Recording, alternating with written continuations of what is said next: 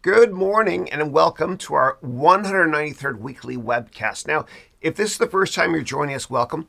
If you've been with us before, welcome back. And so the way this call works is this is an AMA, meaning you can ask me anything. You can ask me business questions. You can ask me career questions. You can ask me personal questions. Ask me anything. And my goal is to humbly help you take your career or your company or your life to the next level. And so we've been doing this for 193 weeks, and today I'm going to do something a little bit different. I'm going to answer some of your questions, and then we're going to hop over onto Zoom together. And we'll do as many people as we can on the screen. It'll be a lot of fun. And so to join Zoom, what you can do is you go to harounmba.com/Zoom. So let me show you. We'll tee it up, and then I'll answer your questions here first. Then we'll go to Zoom. So you go to harounmba.com/Zoom, all lowercase, okay? And you're going to click this link here and read this instructions right here as well. And I'll open up Zoom right now in the background, and then we'll get started after I answer a bunch of questions here. So you can start joining now if you want to. And thank you as always. There we go. Okay, great. I'll move over here now. Excellent, excellent. All right, let me kick it off with our very first question for today. Which is from Peter from Romania. How are you, man? It's been a while. You wrote, hey, Chris, last week I turned 18. Oh, great. I guess you said my age was higher. I thought you were 19 or 20. That's right. And you want to say, I want to ask you for advice for an 18-year-old self. Literally any advice you can give. Oh, gosh, if I can go back in time. I guess the most important thing I can say is don't choose a career or a profession that's going to make other people happy. Okay. It's important to be respectful of our parents. It's one of the 10 rules I live by, of course. But this is your life, nobody else's. You got one shot at it. I want you to pick a career you're most passionate about. Otherwise, you'll never be happy. And don't be afraid to fail. Just keep trying over and over and over again until you find your passion or until you're successful. Michael Jordan said, I failed over and over and over again in my life, and that's why I succeed. Don't listen to anybody else except for you. Listen to your heart. Let your heart guide you, and this will work much better, I promise you. And in terms of what career makes sense for you or for anybody on this call, if you want to change careers, if you're not doing what you're passionate about, I want you to ask yourself this question. If I gave you a month off and you can't travel and you can't go to school and you can't go to work, what would you do with your time? Whatever your answer is your passion and your purpose and your raison d'être in life. And I want you to follow it with your heart, no matter what anybody says. And that way you'll be much happier, I promise you. And all the great entrepreneurs, from Elon Musk and if you want, I'll talk about what happened with Elon Musk and Sergey Brin on this call. It's something that really bothers me about Elon. I'm going to go there in a second anyway. But people like Elon Musk, Sergey Brin, as well as Oprah Winfrey, they follow their heart. They do what they're most passionate about. And they never cared about the money. And that's why the money follows. And they don't care what people think either. Now I have to segue to talk about what happened with Elon Musk. So Elon Musk, one of his best friends for years, was the CEO founder. Pardon me, one of the co-founders of Google, Sergey Brin. And Elon Musk, when he was down and out in 2008 and basically worth nothing, and his company almost went under, Sergey Brin rescued him. Okay. And Elon Musk stays at Sergey Brin's, or used to, Sergey Brin's house all the time here in the Bay Area, just south of where I live. And Sergey Brin announced he got divorced last fall. And the reason was, according to the Wall Street Journal, because Elon Musk had an affair with Sergey Brin's wife.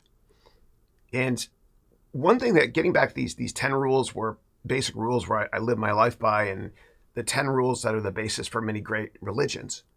One of the rules is, not to cheat on your spouse. And it disgusts me what he did. It really does. And what disgusts me even more, which is another one of the 10 rules I live by, is not to have any false idols, like false gods. And what I mean by that is, and I'm guilty of this too, okay? what we all tend to do is we tend to worship these people, sort of, that make a lot of money, that are billionaires. And yes, what Elon Musk is doing is good for the environment with Tesla. Okay, trying to colonize Mars and whatnot. I get it. He's a hero to many people. But getting divorced that many times and cheating on your spouse over and over and over again and having multiple kids with multiple wives, that's not something that I aspire to be. And we have to keep in mind that, with in business, with all these people that we respect, we don't have to respect the way they live their lives. And I never trust anybody in business that cheats on their spouse. Because if you were about to do business with somebody that cheats on their most important partner in their life, would you really trust them in business? And I know I'm going a little bit off script and doing something a little bit different today, but it's really how I feel. And it bothers me. And one data point doesn't make a trend, but multiple does.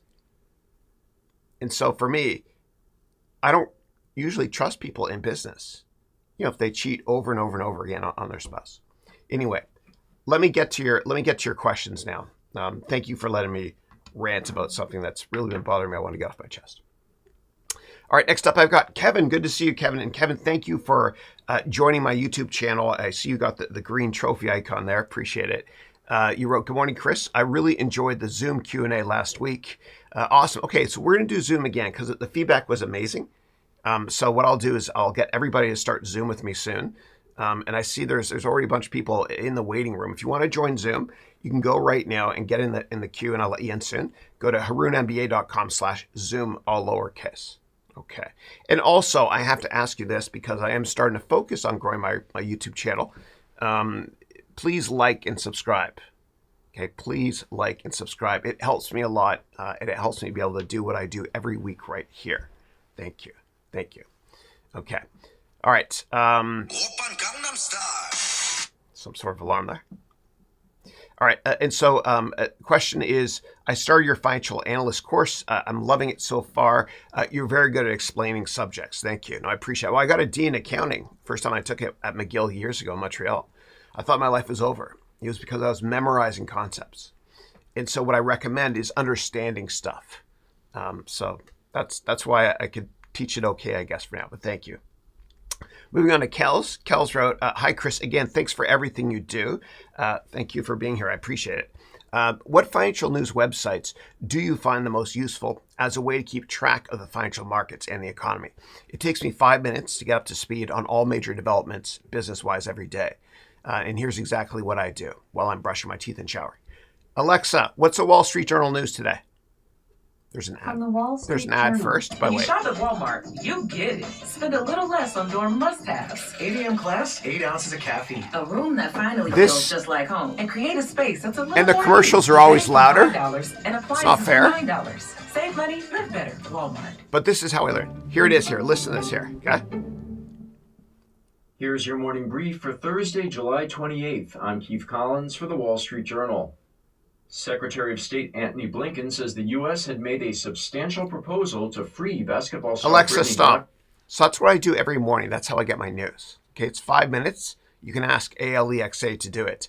Another place to get my news, and I don't want anybody to pay for anything ever, is going to the Financial Times. So I'm going to show you really quickly here how to get it for free. Okay? All right. So let's go here to ft.com. Okay, and the Financial Times is like the Wall Street Journal, but it's more global. It's based in Europe. Think of BBC, meaning global in focus. So what you do here is you click on any article that's interesting to you, and it's going to ask you to sign in, but we're not going to. I'm going to show you how to get it for free. And by the way, we're in a recession right now. Technically, a recession means 2 quarters of negative GDP growth year over year. The U.S. Economy just contracted by 0.9% in the most recent quarter. Okay, so now what I'm going to do is that link that I copied from the title, you can paste it here, and then you can click it. And sometimes you have to go into private mode, and you can get it for free. So now I'm in private mode. I'm going to paste. I'll click this link here. There we go. You get this for free. Okay, so it doesn't work on all websites, but I want to save you money. I'm not sponsored by anybody. I don't ever want to be. My only customer is you, the students. This is what you can do to get business news. FT is great. Okay, I just gave you 2 free sources there, ALEXA for Wall Street Journal, as well as FT.com. Great. Aside from that, I don't make sure when you read newspapers about finance, business, etc., or websites, please never read sponsored stories. Okay, don't ever read a story that's going to tell you what stock to buy. Don't listen to anybody tell you what stock to buy, even me. I'll teach you how to fish. Always. I won't provide you with a fish. Because if you let other people tell you what to buy, meaning journalists or YouTube vloggers, whatever, then what's going to happen is when the market goes down a lot or that stock goes down a lot that you bought, you're going to panic and sell it at the worst time. Always do your own homework. It's something I pride myself teaching my students about. All right. Next up here, I've got what's your take on the Wall Street Journal or Barron's? Wall Street Journal is great. Again, don't read articles about what they're going to tell you to buy or sell stock-wise. Just read about how the world works. Barron's is great too. Barron's is like the Wall Street Journal on Saturday. It's the same publisher. It's great. All right. Next up, Kevin wrote, what are your thoughts on a dividend income portfolio? Also, what do you think about a person having 3 portfolios, meaning 3 portfolios, meaning a single stock portfolio, ETFs, and a retirement portfolio? Let me kick it off with dividend income portfolio. I think they're great. What you want to do is you want to reinvest the dividends. And so what some people do is they invest in what are called the dogs of the Dow strategy, which is you look at the Dow 30 and you look at the 10 highest dividend paying companies in the Dow 30. You put it in your portfolio and you keep reinvesting the dividends.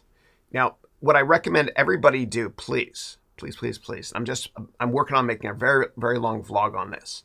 And going forward, we're not going to be, in about a week or 2 from now, I'm not going to be doing vlogs based on questions I answered in this webcast.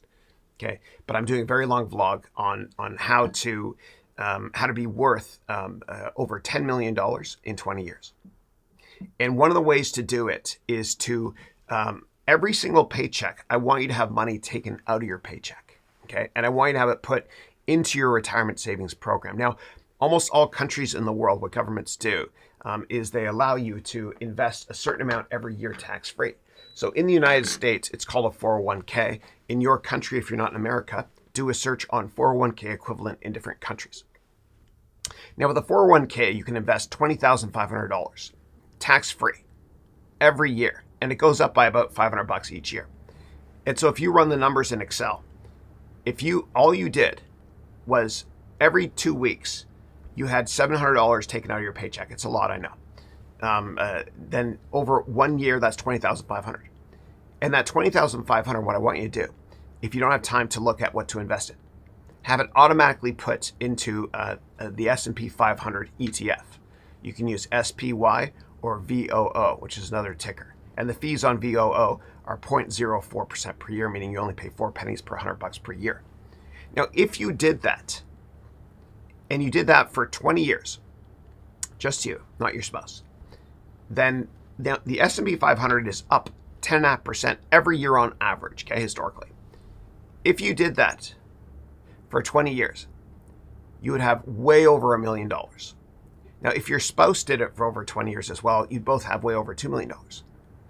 And if you have a kid, what you can do is there's something similar called the 529 savings plan, which is amazing. It's better than the 401k. And this educational savings program, the 529 in America, allows you to invest $15,000 to $16,000 every single year for your kid, tax-free. And so let's say that you get married today and you start saving for the 401k. In 20 years, you and your spouse will have over $2 million. And let's say in 2 years, you have a kid. And 18 years after that, you want that kid to go to college. Well, if you put $15,000 or $16,000 tax-free in their 529 savings account, then in 18 years, when the kid goes to college, that's worth exactly $800,000. And the beauty is this: when you take that money out for that educational savings program for your kid, you don't pay taxes if it goes to education, right? You do pay taxes if your kid takes it out to buy a house, or your kid can just leave it for their kids and let it multiply. And those are just 2 little tips I gave you that will allow you to be worth close to $3 million in 20 years. And all that is basically taking money out automatically of your paycheck and put in an ETF for the S&P 500. And Warren Buffett said, you always want to spend what is left after saving instead of saving what is left after spending. Out of sight, out of mind. It works well. Okay. This is a very loud air conditioner. Let's see if I can make it a bit lower. Okay, here we go. All right, next up, Kevin, let's see here. The Berlin, who's in my MBA program, how are you? Wrote, good morning, Chris. The 9 a.m. class was canceled due to an emergency, and I didn't make it until 4. I hope all is well with you and your loved ones. Thank you. Yeah. This was on Tuesday of this week for my class that started in January. I was in the emergency room. I'm completely fine. I did something really stupid, and I'll tell you exactly what I did, okay? And thank you for caring. So what I did was this. I'm trying to improve my sleep quality, and I bought over Amazon these special earplugs that go into your ear, and they're putty, okay? And there's 2 chemical compounds. You mix them, and you put it in your ear, and it molds. I didn't read the instructions because I'm an idiot, I know. And so what I did was I took the chemical compound of one of them without mixing it, and I put it in my ear. And what happened was, while I slept, and I got a great sleep because I couldn't hear anything, it's like Play-Doh. All the pieces came apart and got stuck to my eardrum. So I went to the hospital at like 4 or 5 in the morning when I usually get up on Tuesday morning. And I went to emerge. I didn't know what to do because I tried to get out. I couldn't do it. I didn't want to rupture my eardrum. And so what happened was the doctor said, oh my God, we're going to have to put you under and do surgery. And I was like, that's kind of crazy. And doctors don't know, man. By the way, you always have to do your own research. And so I did research. I said, well, isn't there like a vacuum we can use to get it out? And so I went to an ENT doctor in Mills Peninsula Hospital in Burlingame, and shout out to them. They were great.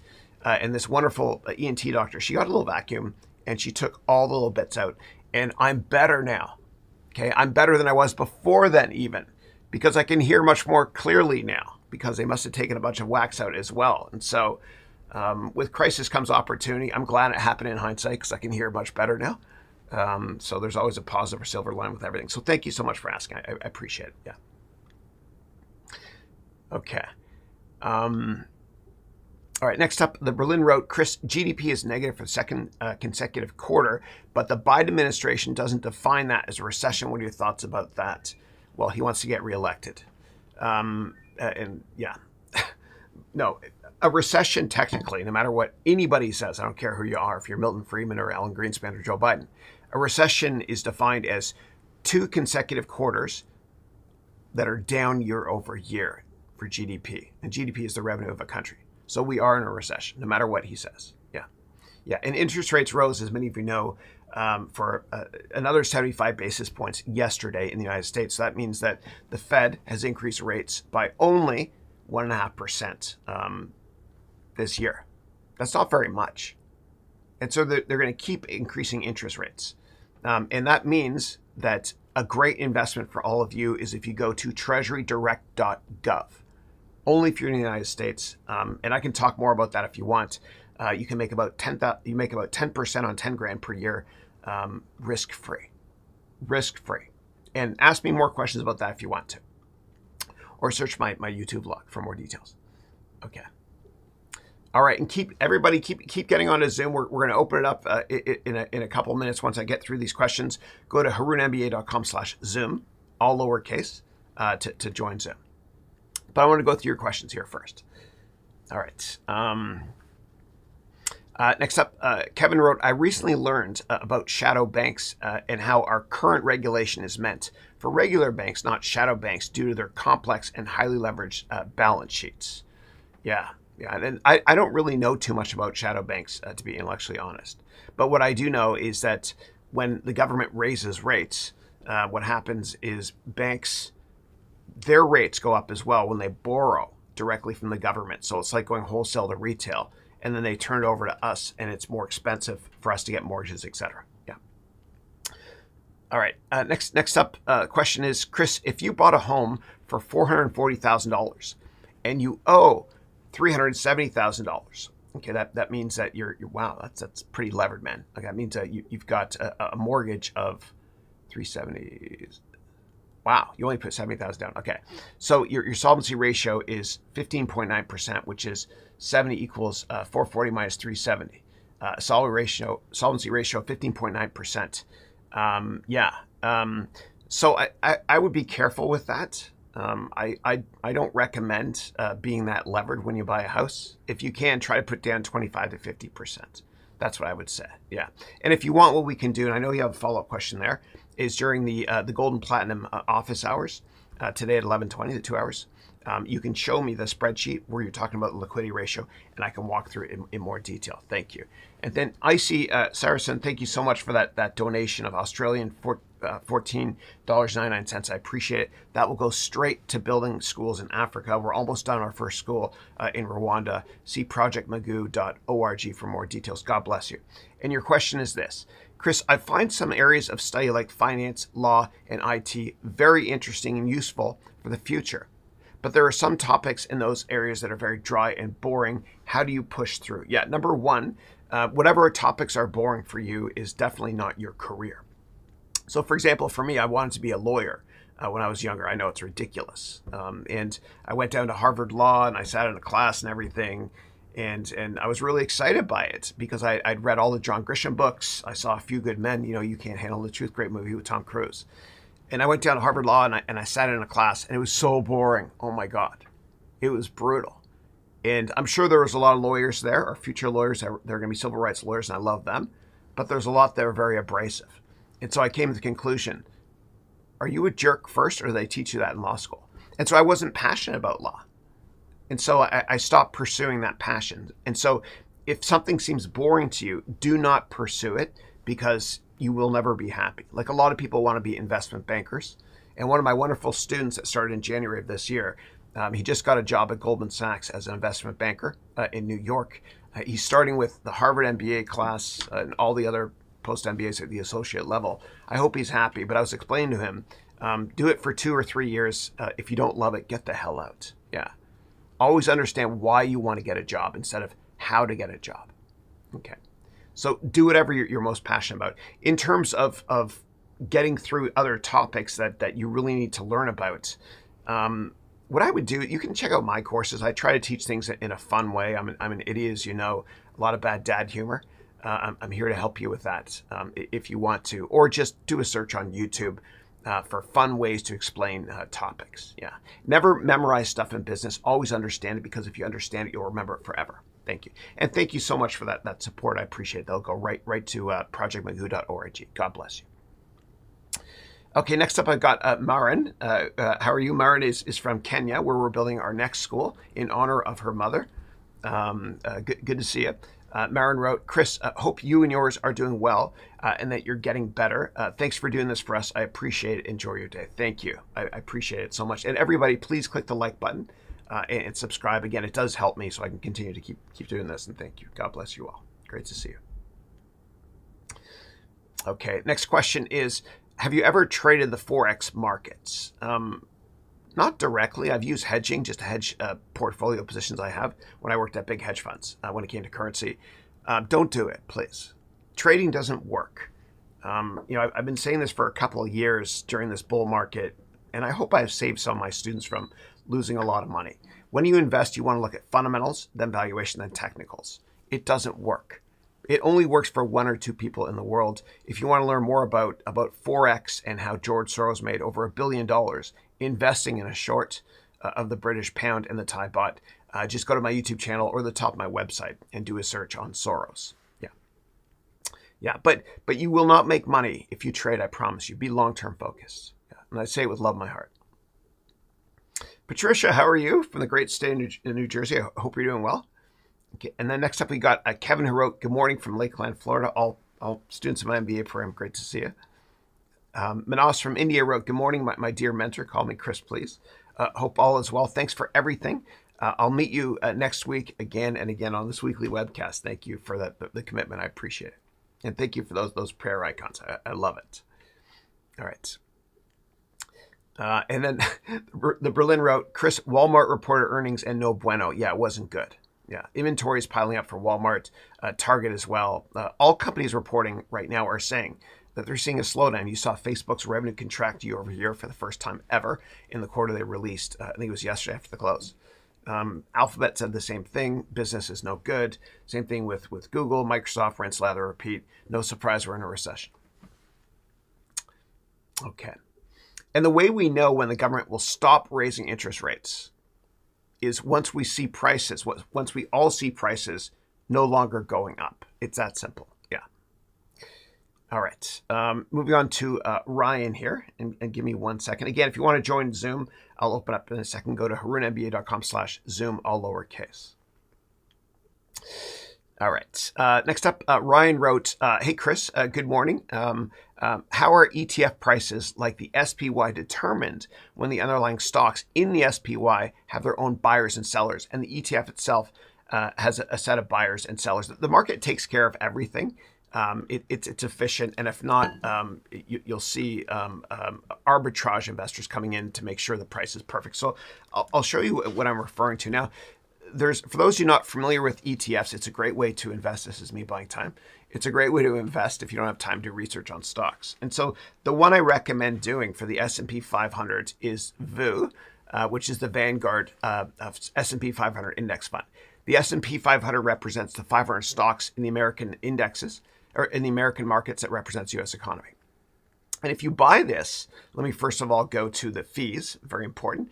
For every $100 you put in, you're only paying 4 pennies in fees. Okay, and in terms of the holdings, they're all right here.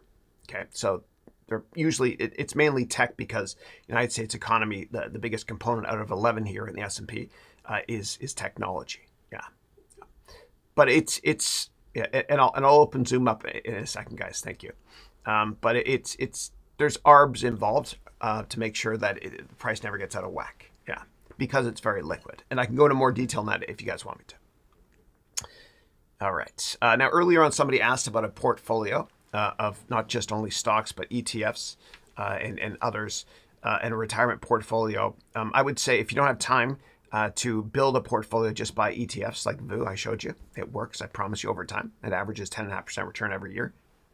But if you do have time, then I recommend not having more than 5% of your portfolio in any one stock. Have at least 20 stocks. And I teach much more about portfolio diversification in my MBA program, which you can check out at my website, harounmba.com. Thank you. Okay. Next up, Nintendo, who's one of my subscribers here to my channel. You can see Nintendo has a green trophy. You joined my channel. Thank you. It's 99 cents per month for 5 courses. It's a good deal. You wrote, how are you? I'm always great. Thank you. I can hear much better now, too. Moving on to Patricia from New Jersey, who said, are we in a recession? We are. A recession means 2 consecutive quarters of negative GDP growth. Yeah. And then the Aquahood, who's Michael from Wales, I think, United Kingdom, yeah, wrote, hi, Chris, blessings, brother. Thank you. Thank you. And Michael grew up with Sacha Baron Cohen as well and has a lot of great stories about him. Okay. Moving on to Eric, who wrote, where do you see the best opportunities to start a business? I live in Tennessee, a big manufacturing hub. I'm interested in starting something data manufacturing or design related. Yeah, whatever you do, what I recommend is don't start a company that requires a lot of inventory. Because what happened was the entire video game sector, speaking of Nintendo, the entire video game sector went belly up in the 1980s. The early 80s. And the reason it did was because of Atari. What Atari did was they thought this game E.T. was going to be amazing. And they made tons of these video games. It was the worst video game I've ever played in my life. And what happened was they made hundreds of thousands of cartridges they couldn't sell. And Atari declared bankruptcy. And they buried hundreds of thousands of these things in the desert. You can search online and buy them. This is how I got this one. It's a pretty cool story. But inventory will destroy your company. Absolutely destroy it. It destroyed all other companies in the sector too. In television, ColecoVision, remember that? Coleco is the Connecticut leather company. And then Nintendo restarted the industry in like 84, 85 and never looked back. So inventory will kill you. If you are going to sell a product that you're going to manufacture, please please sell it first to your customers and then custom build it, which is what Michael Dell did when he pioneered the computer industry when he started Dell out of his dorm room in Texas in the 1980s. Okay, be really, really careful with inventory. It'll absolutely destroy you. Another thing I'd say when you're starting a business is, and this is cheesy, but failing to plan is planning to fail. And so I want you all to write a thorough business plan first, please. Okay. And I teach about this in my MBA degree program as well. And you can just search online how to write a business plan if you don't want to take my program. But I promise you, it's the best decision you can make before you start a company. Because if you don't write a business plan first and you mess up, it can hurt your health, your wealth, your relationships with your family, etc. Always write that business plan first, please. And when you focus on starting the company or writing the business plan, you asked what sectors I should look at. Make sure you start a company in a sector that's got a massive total addressable market. Cast your net as wide as you possibly can. Because in the unlikely event that you get high market share of a market you enter, you want to make sure that it's a big enough market. And Kleiner Perkins, a great venture capital firm, who I've partnered with in the past, they don't invest in any company where the size of the total addressable market isn't at least $20 billion. And the reason is, if the company they invest in does well and gets 5% share of a $20 billion market, that's a massive number. It's basically $1 billion in revenue per year. You also want to look at sectors and products that people are going to like, not ones they like right now. And the best time to start a company is right now during a recession. This is the time to do it, folks, because you don't have any competition. At least write your business plan now, please. And I'm here to humbly help you with that as well. All right. Okay. Next up, cool cycle dude wrote, "You're the man." Oh, thank you. Thanks, dude. Appreciate it. You're the dude. All right. The Berlin wrote, "Chris, the bad news, Musk stabbing Brin in the back. The good news is now we know who Musk truly is and we can't trust him." I don't disagree. And it breaks my heart too that, again, so many people worship that guy. And I don't want people to get the impression that, that's acceptable. It's not. Yeah. So. Okay, the Berlin wrote, "Chris, what is a green trophy? What does it mean?" Yeah, so if you go to my YouTube channel, you'll see where you click subscribe. There's a join button. And if you click the join button, you can take my MBA program you can pay over YouTube even. You can also get all my courses for like $29 a month, or you can get 5 of my courses for 99 cents a month. It's this new feature in YouTube. It's awesome. It's a great deal. And you get trophies as well. And every month you've been a member, you get a different color trophy. So it's kind of fun. Yeah. And it's a great way for people to support channels too. Moving on to Shivanth, who wrote, "Hi, Chris.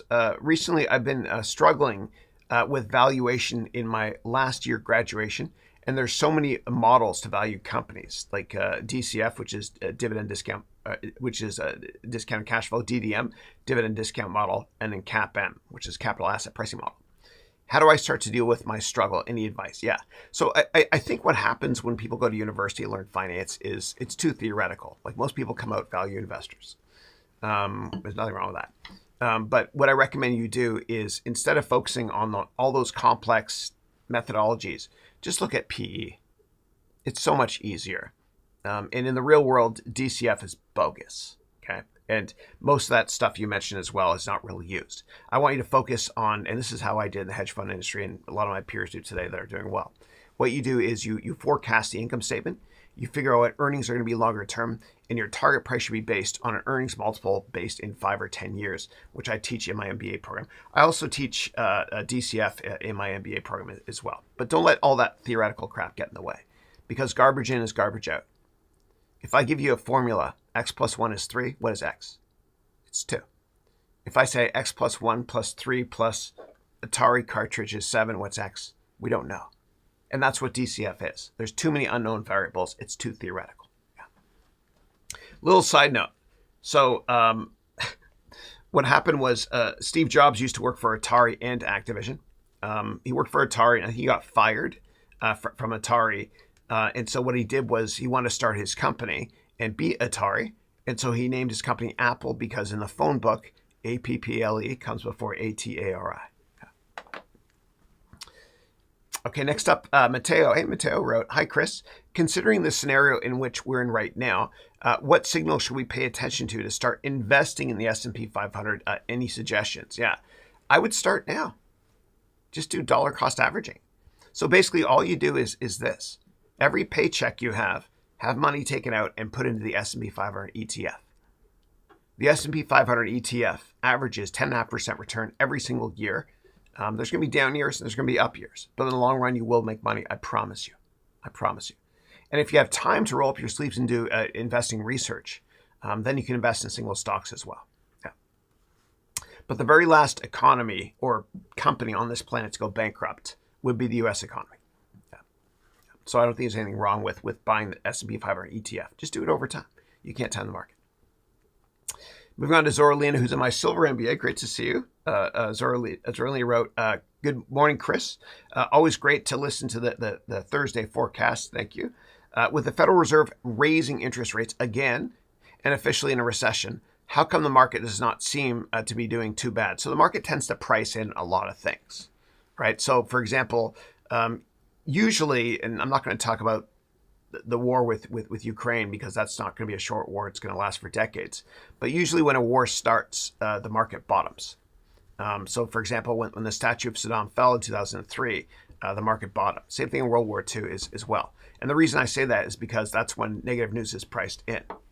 Yeah. So the market tends to discount future earnings. Okay. Yeah. People don't invest for today. They invest based on what they expect the economy to look like in the future. Yeah. And 75 basis points, they had to do it. Unlike in Canada, where you're from, where the Bank of Canada went nuclear and they rose interest rates by 1%, right? Which basically signals that they're kind of scared in Canada of the overinflated real estate market. Yeah. Yeah. All right. Next up, the Berlin wrote, "Chris, what do you think about Nancy Pelosi's husband? Day trading skills?" I don't know. I know that they're very wealthy as a couple. They're worth over $100 million. I don't know what access to information he has and how he does his research. I don't know. But I don't think that if you work for government in a senior position like Nancy Pelosi is in, that you should be allowed to trade stocks. Yeah, I think everything should be restricted to buying just ETFs. Yeah. All right. And then Zorlina wrote, "Thank you for introducing your wife, Christine.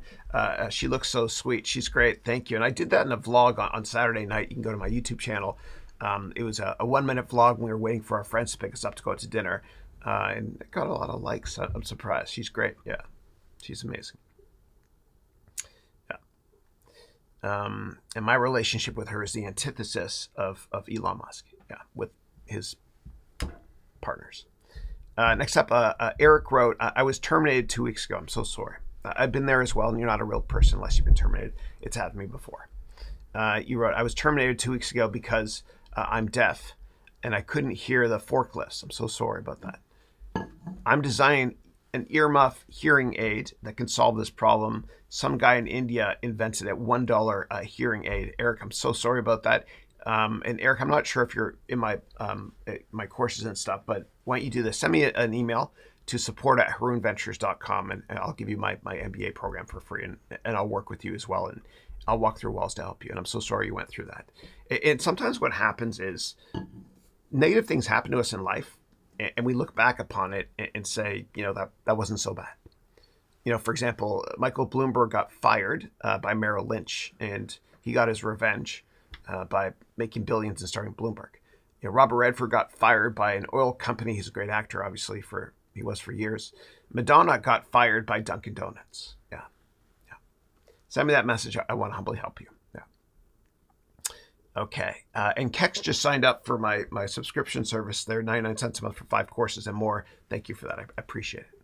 And your green icon looks dope. All right, moving on to, and let me just do a check here on Zoom. Okay, I'm gonna go to Zoom right now, and then I'll come back and answer questions here. I know there's tons more questions here, but let's all go to Zoom for now and just try this out. This will be fun.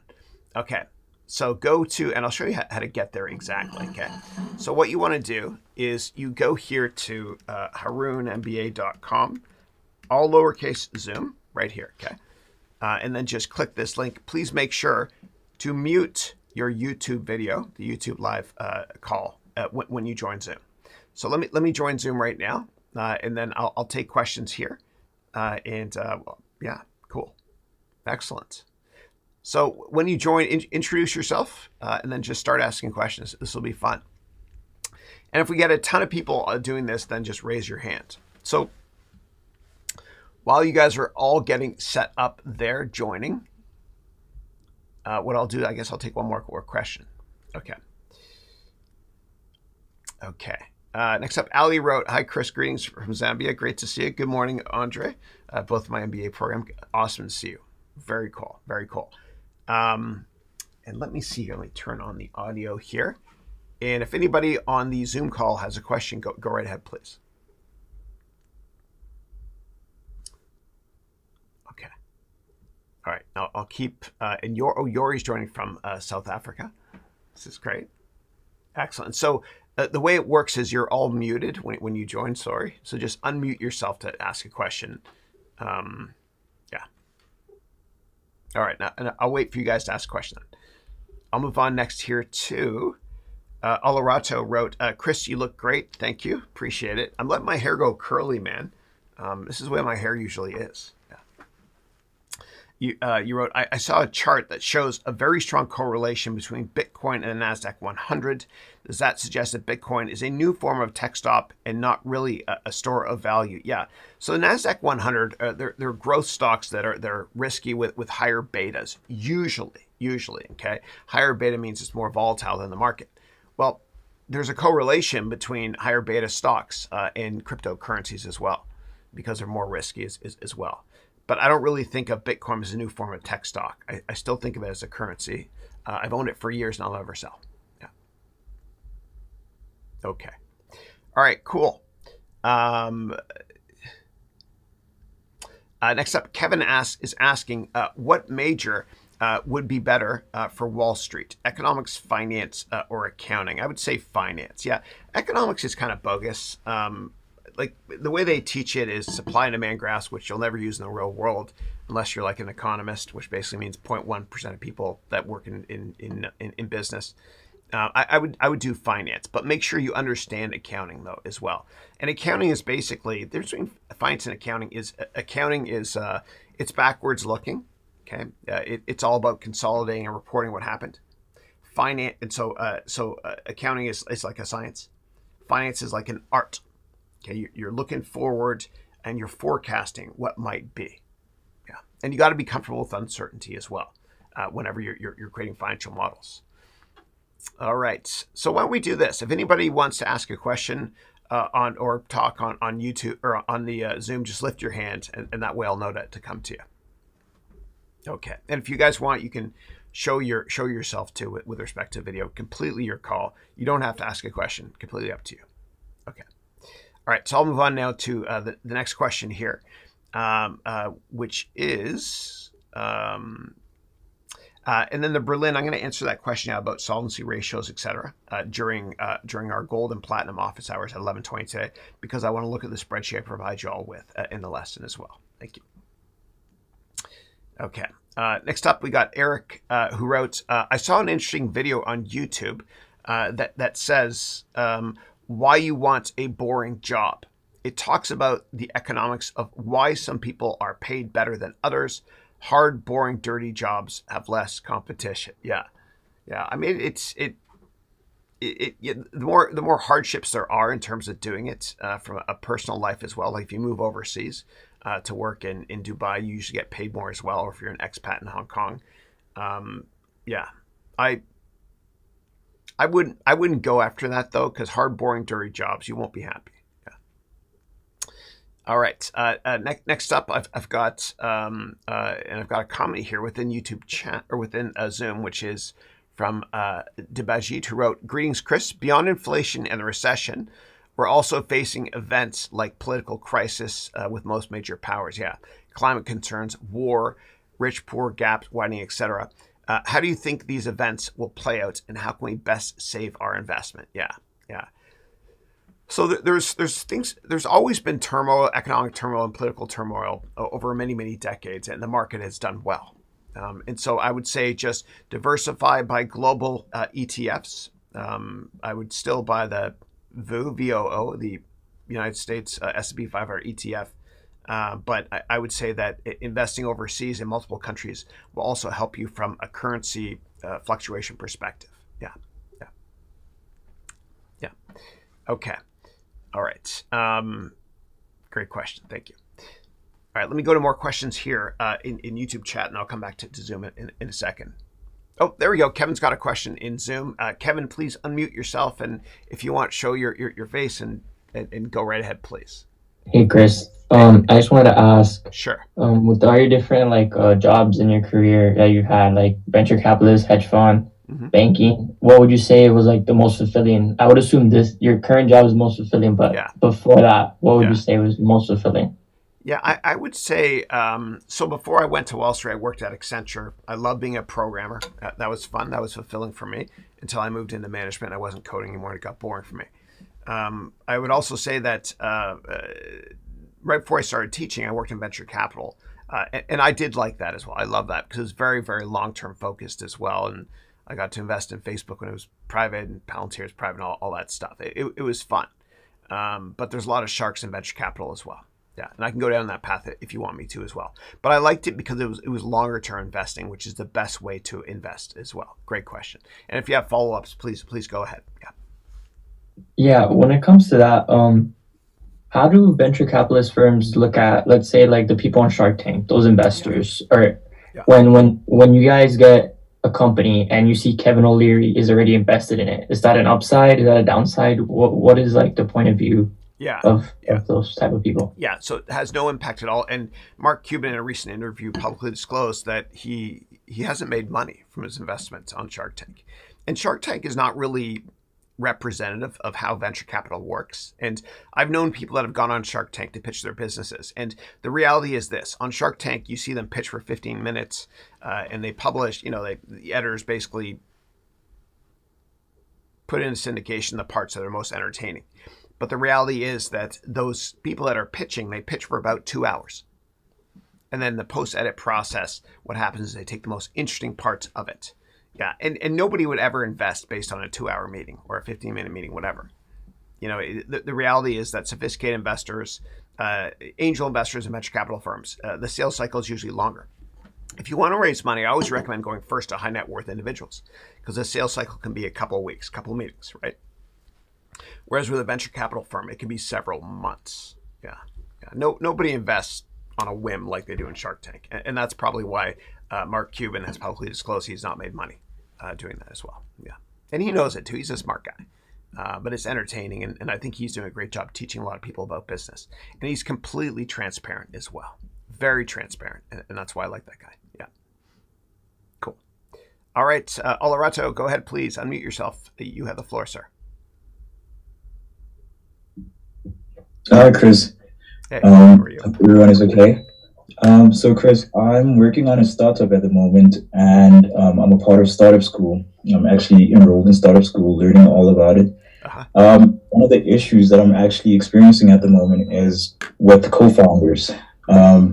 Whereas I have a co-founder that I've known for many years, but our relationship at the moment in trying to build this thing together is a little bit strained, if I could put it that way. Whereas there's a lot of mistrust, if I could put it that way, from my part. Yeah. So I just wanted to know, is there a way of navigating this, or should I just cut it off with my co-founder? Yeah, it sounds like it's not very fun going to work every day if there's stress like that. I've been there before. You can look at the legal paperwork that you both signed to see if there's some sort of a buyout clause. If you have a board, you can get them involved as well to salvage the company. Maybe you can decide with your co-founder, just have a heart-to-heart, say, listen, this is not working. Can I buy you out? Something like that. Or maybe they'll own a slightly higher percent of the company than they did before when they get booted or they decide to leave themselves. Yeah. But it's not going to get any better. Yeah. Thank you. That's my, or what you can do is just you can spend less time working together in the same office. I don't know. But from my experiences, once there's tension, it doesn't get better. Yeah. Thank you. My pleasure. My pleasure. Okay. So if anybody else has a comment, questions, put your hand up. And while I wait, and you can always ask multiple questions if you want as well. While I wait for you, what I'll do is I'll go back here and take a question from YouTube chat. All right. And give me 1 second here. Okay, next up, Zach is asking, with mortgage interest, how is it better not to pay it early? If I pay $10,000 a year, I'm in the 20% tax bracket. What is the benefit of mortgage? Yeah, so all depends on what country you're in. In the United States, I think it's the only country in the world where you can write off the interest on your mortgage. And that's why in America, a lot of people have massive mortgages, right? And actually, it doesn't make sense to ever pay off your mortgage in the United States, ever, because you get that interest rate tax deduction. So that's what I would say. Let me know what country you're in. I'll help you understand that better. If you're in another country where rates are quite high, then of course it makes sense to pay it off. However, make sure you understand what your relative return on investment is from the other assets in your portfolio. If you think you can make 10.5% every single year from your stock portfolio and your mortgage is 3 or 4%, then it doesn't make sense to pay off the entire mortgage. Yeah, it's all relative though. And you want to get your accountant involved. And by the way, for everybody out there, please don't do your own taxes. Always get an accountant. Not doing your own taxes is like saying, you know, I have a health issue, I'm going to do surgery on myself. As ridiculous as that sounds, but now you won't forget it. Because accountants, like, it's a full-time profession because tax codes change all the time. And they can save you a fortune as well. And the rich are rich because they pay little in taxes. And they all have accountants. So please do the same thing. I don't care if you're just getting started out or what. Get an accountant to do your taxes. They'll save you a fortune. Yeah. Okay.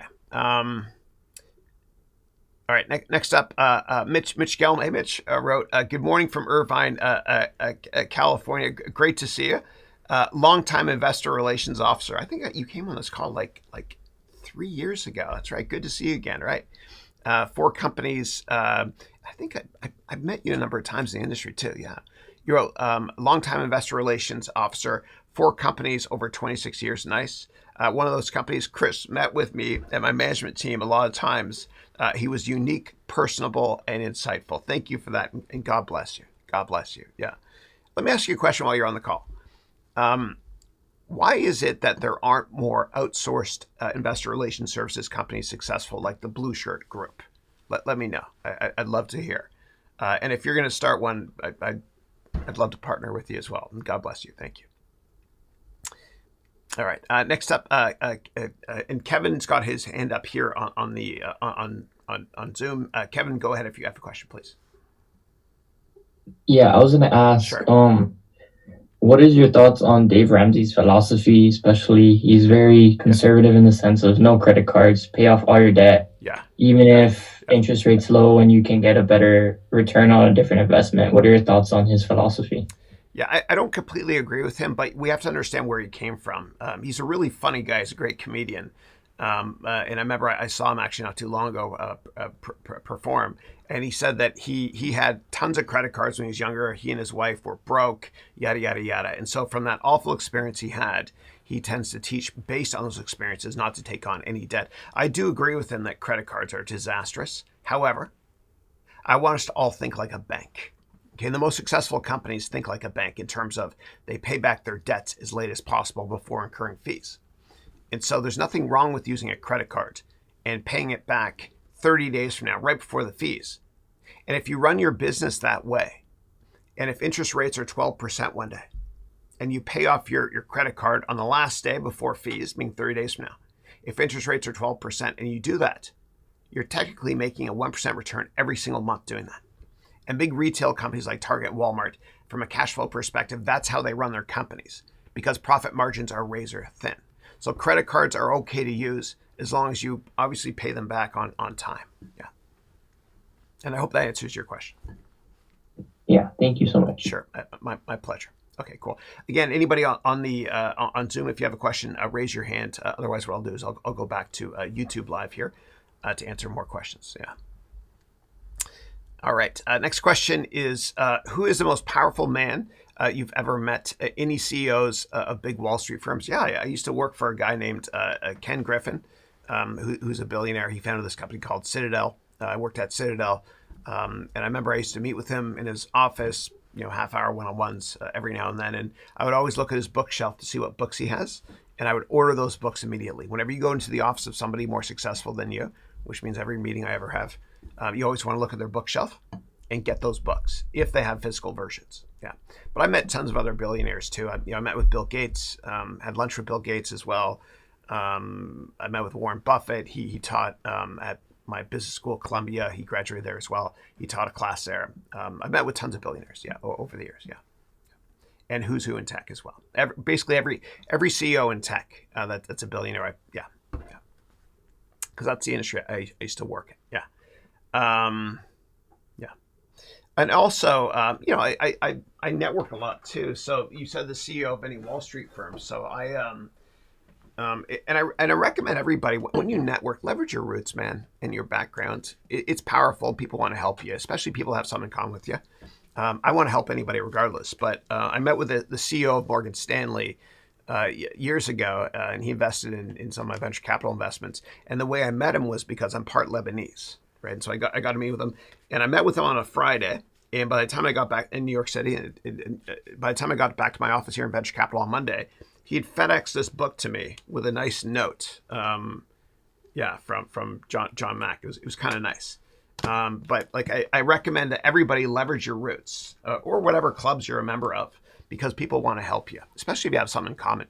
And that's the crux of my MBA program. In the first month, I teach you how to network based on steroids. You find something you have in common, and you leverage that. And for me, years ago, my dad's Egyptian, and after 9/11, which is unfair, I was on the no-fly list because my name. By the way, my last name is not Haroun. Okay, it's not Haroun, folks. It's Haroun, and it rhymes with baboon. Now you'll never forget it. But I was on the no-fly list for a while after 9/11.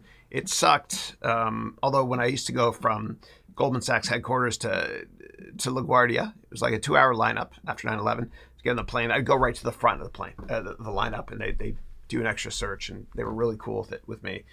But I never really leveraged my roots until 10 years ago or so. It works.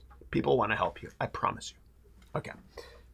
All right. Next up, we've got Adam, who's got a question here on the webcast, or pardon me, on Zoom. Please go ahead. Thanks. Yeah. So, Chris, for many years, I've been following you, and you're the one that really kind of prompted me to think through, what can I provide, and as a business. And I've been racking my brain for many years, and I've thought through, like, if I had a month off, what would I do? And I always go back to, I would have fun. And the fun would be mountain biking or going to the beach. And I can never seem to get past that. Probably because for many, many, many, many years, I've just worked my tail off.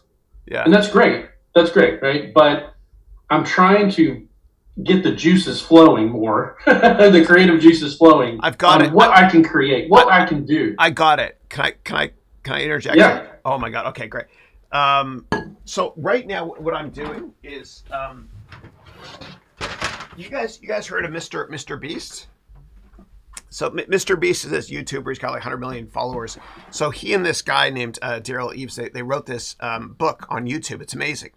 And I signed up for Daryl's course. I applied for it. It's called Channel Jumpstart. Okay. And so it's 12 weeks and you had to apply to get in. I'm so gracious that I was accepted, but he's training myself, my team on how to create a YouTube channel that works. And one of the case studies we just did was a guy that does mountain biking, and he's in the program as well. And he's exactly like you, Adam. He waited later on in his career. And he's like, screw it, man. I'm passionate about mountain biking. I'm going to start a YouTube channel based on mountain biking. And why don't you do the same thing? You seem personable as well, and you're passionate about it. You lit up when you talked about it. What about just start this weekend, open up a YouTube channel, and just record a very simple mountain biking YouTube video. And just see what the reaction's going to be. Because if you teach it with passion as well, like how to mountain bike or do reviews on mountain bikes or whatever, or here's how you find really cool trails, that sort of thing. People will want to watch that. You can get a GoPro put on your bike as well. Why not? What do you think of that? Yeah, that might work out. My wife and I have entertained numerous things. Yeah. STRs. Does she like mountain biking? No, actually, she's a Okay. writer. So she loves to write. She's working on a project right now. Excellent. Well, she can help you with copy as well in the description field of YouTube videos as well.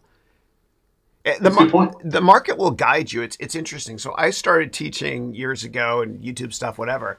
And I thought all people want to know about from me is just finance, whatever. And then whenever somebody would ask me a question or I'd vlog about, personal growth stuff, people were more interested. And I was like, oh, wow, the market's kind of guiding me. What about that? Yeah. You can do it, man. Do you have a GoPro or no? No, I'd have to go buy one. I'd probably go for a used one. Yeah, exactly. on Craigslist. Yeah. I love the way you're thinking. And you can even, I have this here, and, sometimes I'll go outdoors and I'll vlog with this. It's called an Osmo made by DJI. But this stuff works. And keep it natural. Don't over edit. And just let people see your imperfections too. Just be yourself. You know what I mean? It works. That's why it's called YouTube. You be you, you do you. Just try it. Just try one. And you can even do it I don't know, you can even do a TikTok, repurpose it on another platform. Just try it. Just throw something out there, man. Throw something out there. Yeah, I think that the one thing that I've learned from working at startups is you have to start and you have to restart and you have to start again. Yeah. And you fail and you fail and you fail until you learn.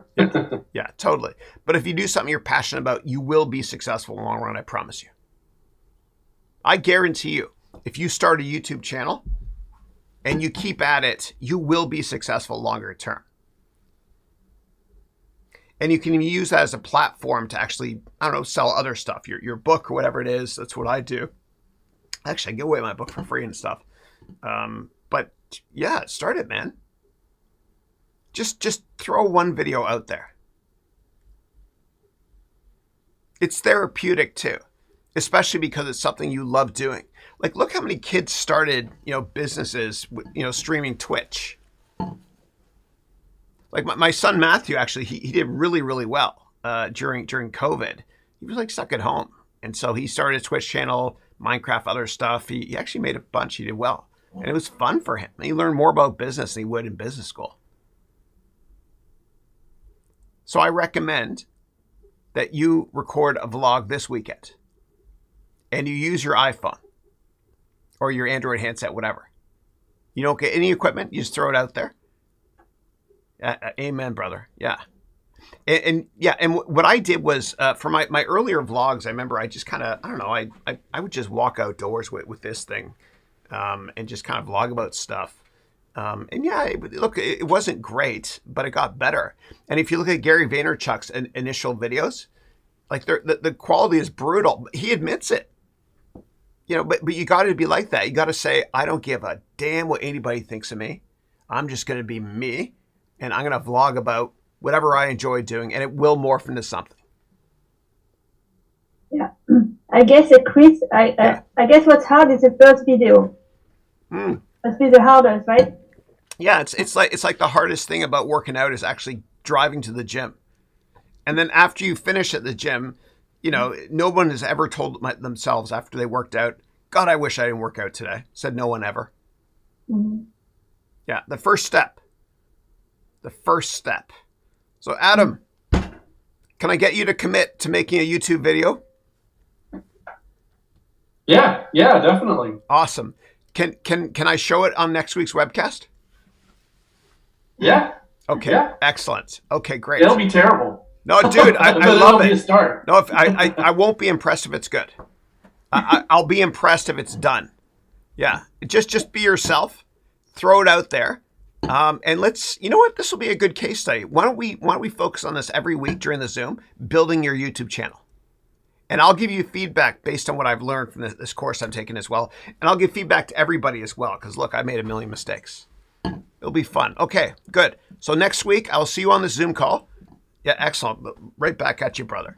And we'll take a look at your YouTube channel and we'll grow it. Okay? Good. Awesome. Awesome. All right, next up, let's go to Amy. Hi, Chris. Actually, my name is Marsha. Sorry about that.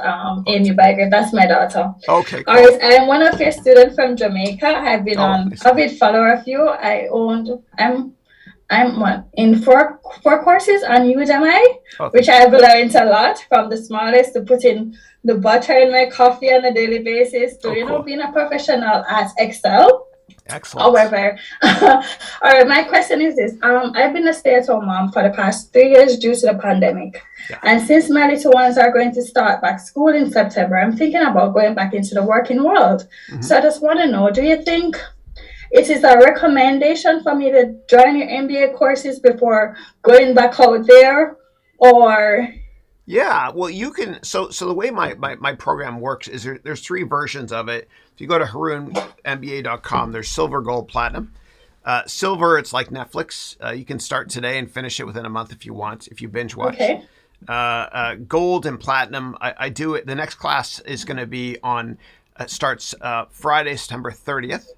From 9 a.m. Pacific time until 3 p.m. Pacific time, every Friday for 1 year, starting September 30th. And so if you want one-on-ones, me to help you do your LinkedIn profile, help you with business, startups, etc. You have helped me with that with one of your courses. I did my LinkedIn good. And everything. So. Okay, great. Excellent.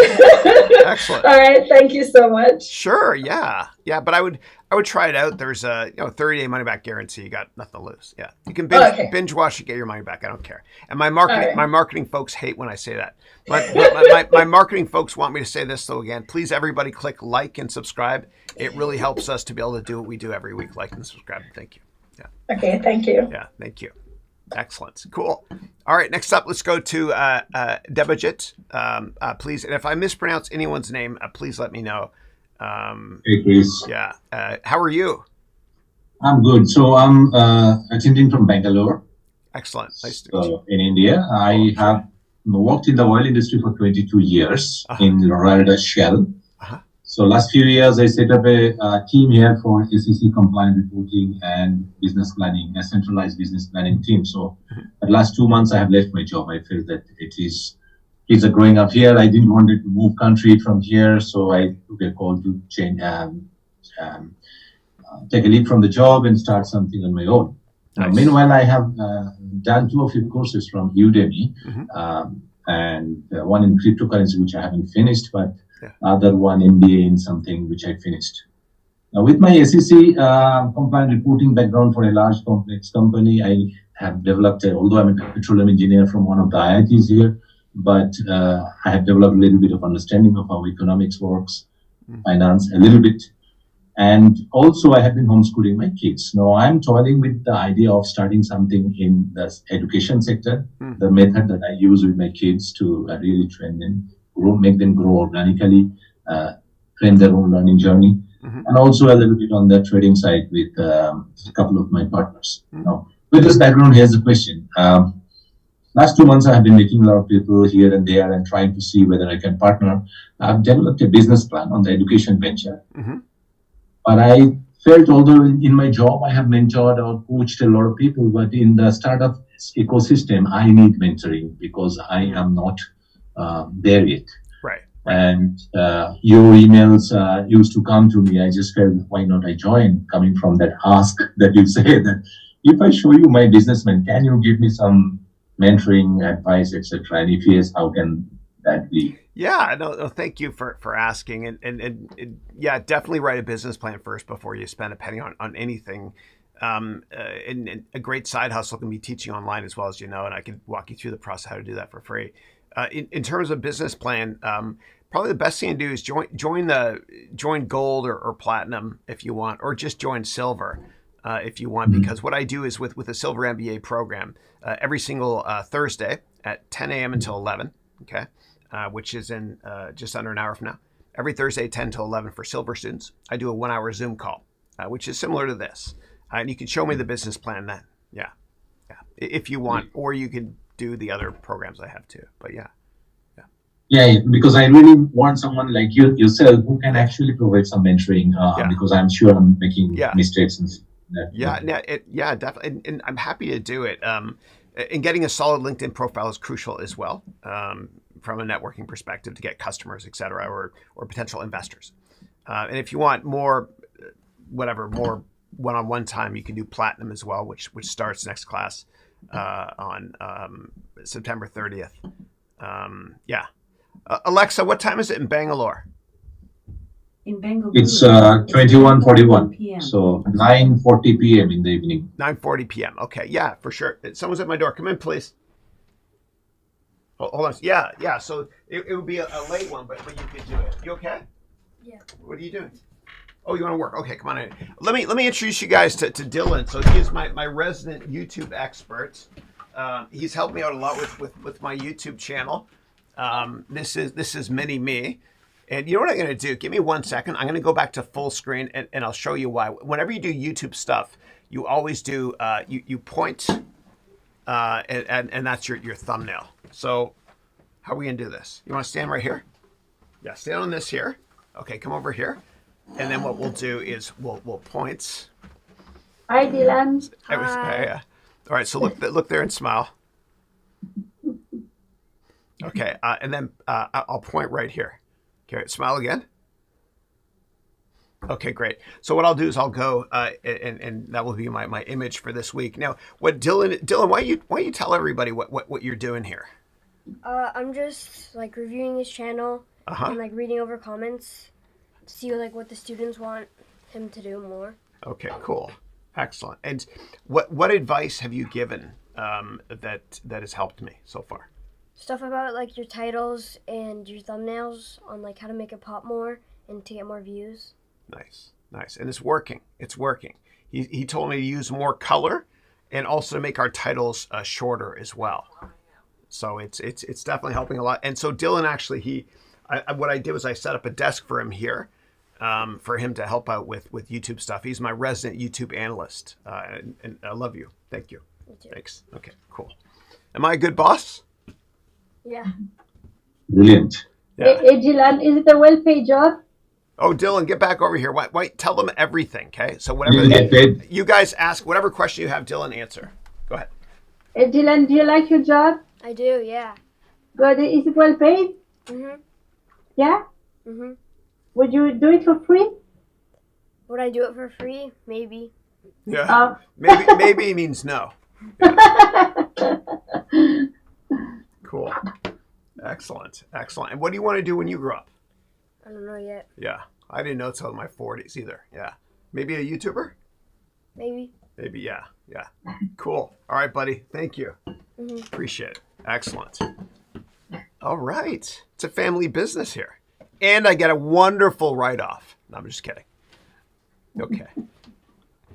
Okay, cool. All right. So, who is next? Anybody have their hand up? Let's go. Oh, Ben. Ben from Alaska, right? Ben's in my silver program. How are you, Ben? Good to see you. You got the floor, dude. Go ahead. I was going to see if you wanted to take a look at my efficiency design first, because this is a design I made for like fridges, freezers, and heating elements. Because what we got going on is there's loads of pollution going into the environment because we got like my dad got his freezers indoors. So here in Alaska, there's thousands of freezers indoors. So we got the boilers heating stuff up, and then freezers and fridges indoors cooling stuff down. So the boilers just working against the freezers and fridges. Yeah. And then down in like Phoenix, we got air conditioners cooling buildings down, and we have like heating elements like deli and ovens indoors heating things up. So I made a YouTube video on this. Yeah, Ben, why don't we do this? So Ben's in my silver MBA, and the last business model I took a look at of yours was for auto repair to make autos more efficient. Why don't we do this at 10 a.m. today during the silver MBA class? Silver MBA weekly call. Share the document with you, and I'll go through it with you in real time. How's that sound? Okay. Awesome. Thank you. It's great to see you as always. Cool. Thank you. Okay, cool. All right. So anyone else have their hand up here that wants to say something? Okay. So what I'll do now is I'm going to go back here to YouTube Live and take more questions here. And then if anybody has questions here, just lift up your hand, please. Okay. All right. So L Baker wrote, hey, Chris, I have to ask, since so many people are talking about the mega millions right now, what's your advice for someone who receives a huge windfall? How should they invest? Yeah. A lot of people that win the lottery, they're happy the first day, and then it destroys their lives. Divorce and everything. Yeah. So what I would do is if you make a ton, what I would do if you get a huge windfall or inheritance, what I would do is if you don't have time, get a private wealth manager to manage everything for you. Okay. And they charge 1% per year of the liquid assets, but they protect your capital. And from a tax perspective, they get a lot of lawyers involved as well to help you protect your capital and grow your capital as well. That's what I'd recommend. Yeah. If you have more questions about portfolio diversification, etc., in my MBA program, I run through that in a lot of detail in terms of how to invest in all asset classes and spread your risk around. Make sure you have an accountant. Always do your taxes, though, and that goes for everybody. Yeah. Okay. All right. Let's go next to Adam, who's a future Dylan. Adam here is going to be a massive YouTuber with mountain bikes. He's starting this week. Yeah. Okay, Adam. Sorry to put you on the spot there. Go ahead, please. No, that's okay. Chris, I've been looking at a company called HashiCorp. I've been looking at HashiCorp. Okay, sure. HashiCorp. Mm-hmm. And they build, they have some very specific IT software that they have, but it's open source. Uh-huh. You do have to pay license fees and stuff like that. Yeah. For example, when you get above a certain size. I've been an engineer for 20 years, software engineer for 20 years in quality. And I really like the business, but they're an open source company, right? Yeah. And they're on the exchanges. I can invest in them. Yeah.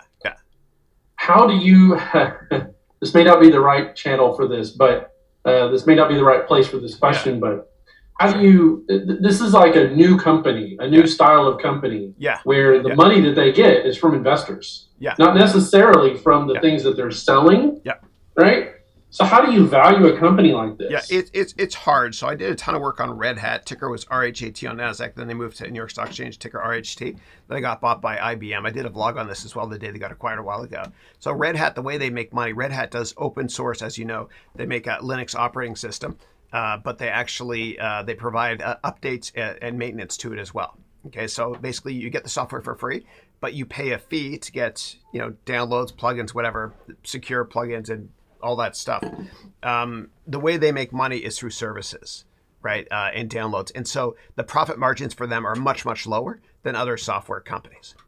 And so, it's instead of trading at a similar multiple to a traditional software company like Salesforce, it should trade at a significant discount because they actually, it's all open source, right? They don't really own a platform. They kind of maintain the platform.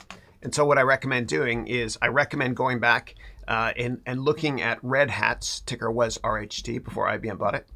Take a look at Red Hat's historical annual reports, okay, and 10Qs, et cetera, and look at the historical valuation, what Wall Street valued the company at before IBM paid a 30% premium to buy them a couple of years ago, right? And that'll be a pretty good proxy for you.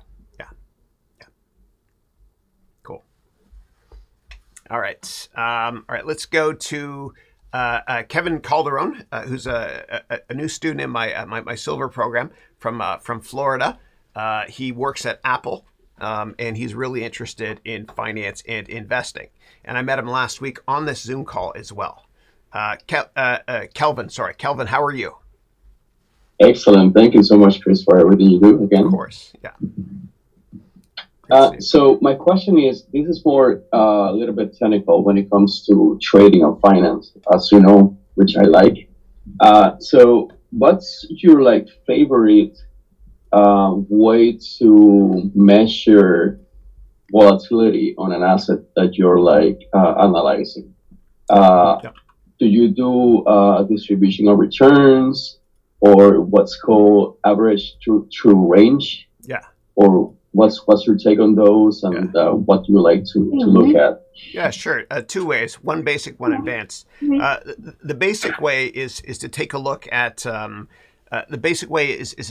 beta. Okay, and so for those of you not familiar with beta basically tells you it's calculus for the rise over the run, how volatile a stock is relative to the S&P 500. And so the S&P 500 has a beta of 1, just accept it. And if a stock has a beta of 2, it means it's more volatile, twice as volatile as the S&P. So if the S&P goes up 1%, it goes up 2%, and vice versa. And so I would take a look, number one, at beta. Okay, now beta is usually it's a 6-month trailing indicator of how volatile the stock is or was to the S&P 500. The second way to do it, which is more advanced, is you can look at implied volatility. And if you go to FA44 in the MBA curriculum, that's Finance and Accounting Semester 4, Class 4, there's a 30-hour elective that I just put in that will teach you about volatility with stocks, as well as advanced portfolio management, shorting, as well as options. Okay, so you can look at options to see what the implied volatility is. Now, you can look at the implied vol directly on Yahoo Finance as well, if you click on the options tab for any stock. Yeah. Cool. Yeah. Thank you so much. My pleasure. My pleasure. Thank you. Excellent. All right, let's go to Kevin Guillen, please. Hi, Chris. I wanted to ask, what is your favorite kind of Wall Street money crime, white collar crime movie? Yeah. Have you ever seen? Yeah, I love that. I'm about to do a vlog series on this as well. It's funny you mention that. Yeah. So probably the first one that got me interested was the movie Wall Street with Michael Douglas. So that was put out in 1987. He won Best Actor for it. He played Gordon Gekko. And for those of you in my MBA program, the character Gordon Lizard, who's me with the big crazy hair, the inspiration was Gordon Gekko. And basically what happened in that movie was there was this guy who made a fortune as a hedge fund dude, Michael Douglas, and then he broke the law, as many hedge funds do, and he went to jail. And so a lot of people that are on Wall Street right now, whenever they see Michael Douglas on the street, they'll say, "Thank you so much for making Wall Street. I work on Wall Street because of you." And Michael Douglas has publicly said that disgusts him. And I think that 2008, the crisis was created in part because of that movie. I know it's strange, but I've lived the Wall Street culture to the extent that all people on Wall Street over the age of 30, they know every line from that movie backwards, right? So basically, it's weird. It's kind of like a gangster movie. Gangsters are cool. Well, if you aspire to be like that, the outcome's not going to be great longer term. Yeah. Cool. And if you have follow-up questions on that, let me know, please. Thanks.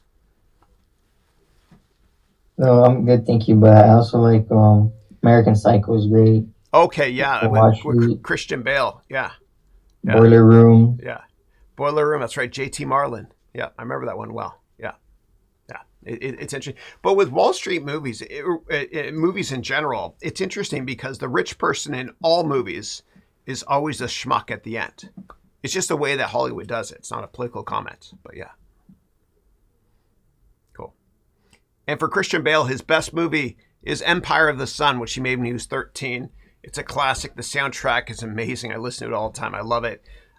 Steven Spielberg movie. So check it out. Empire of the Sun. All right. So anybody on Zoom has a question, put your hand up.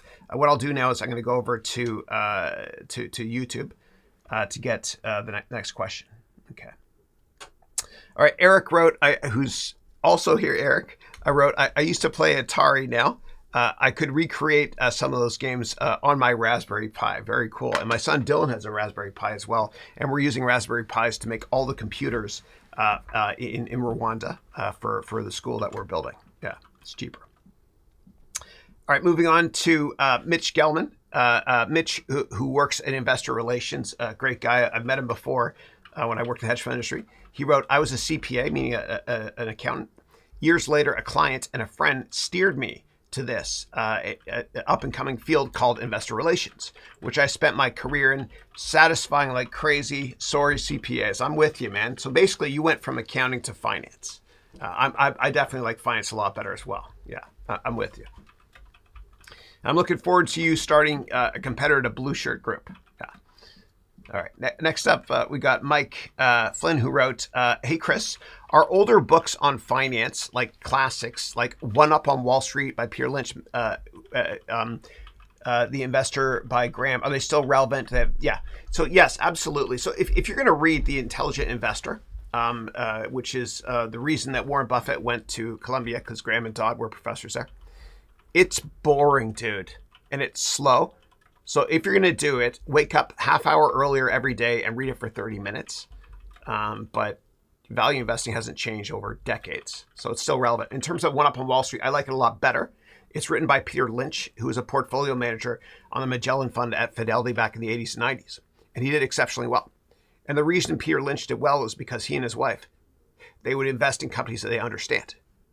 And so it's called One Up on Wall Street. Please read it. It's a great read. I love it. One example is his wife would go to the pharmacy, and she bought pantyhose in this container. It's called Legs, I think. And there's egg-shaped containers. And because she used the product and loved it, they invested, did really well. And a little side note, those egg-shaped containers, my mom used to give them to me after, when she bought pantyhose, and I would put my Smurf collection in them. I don't know why I just said that. I collected Smurfs.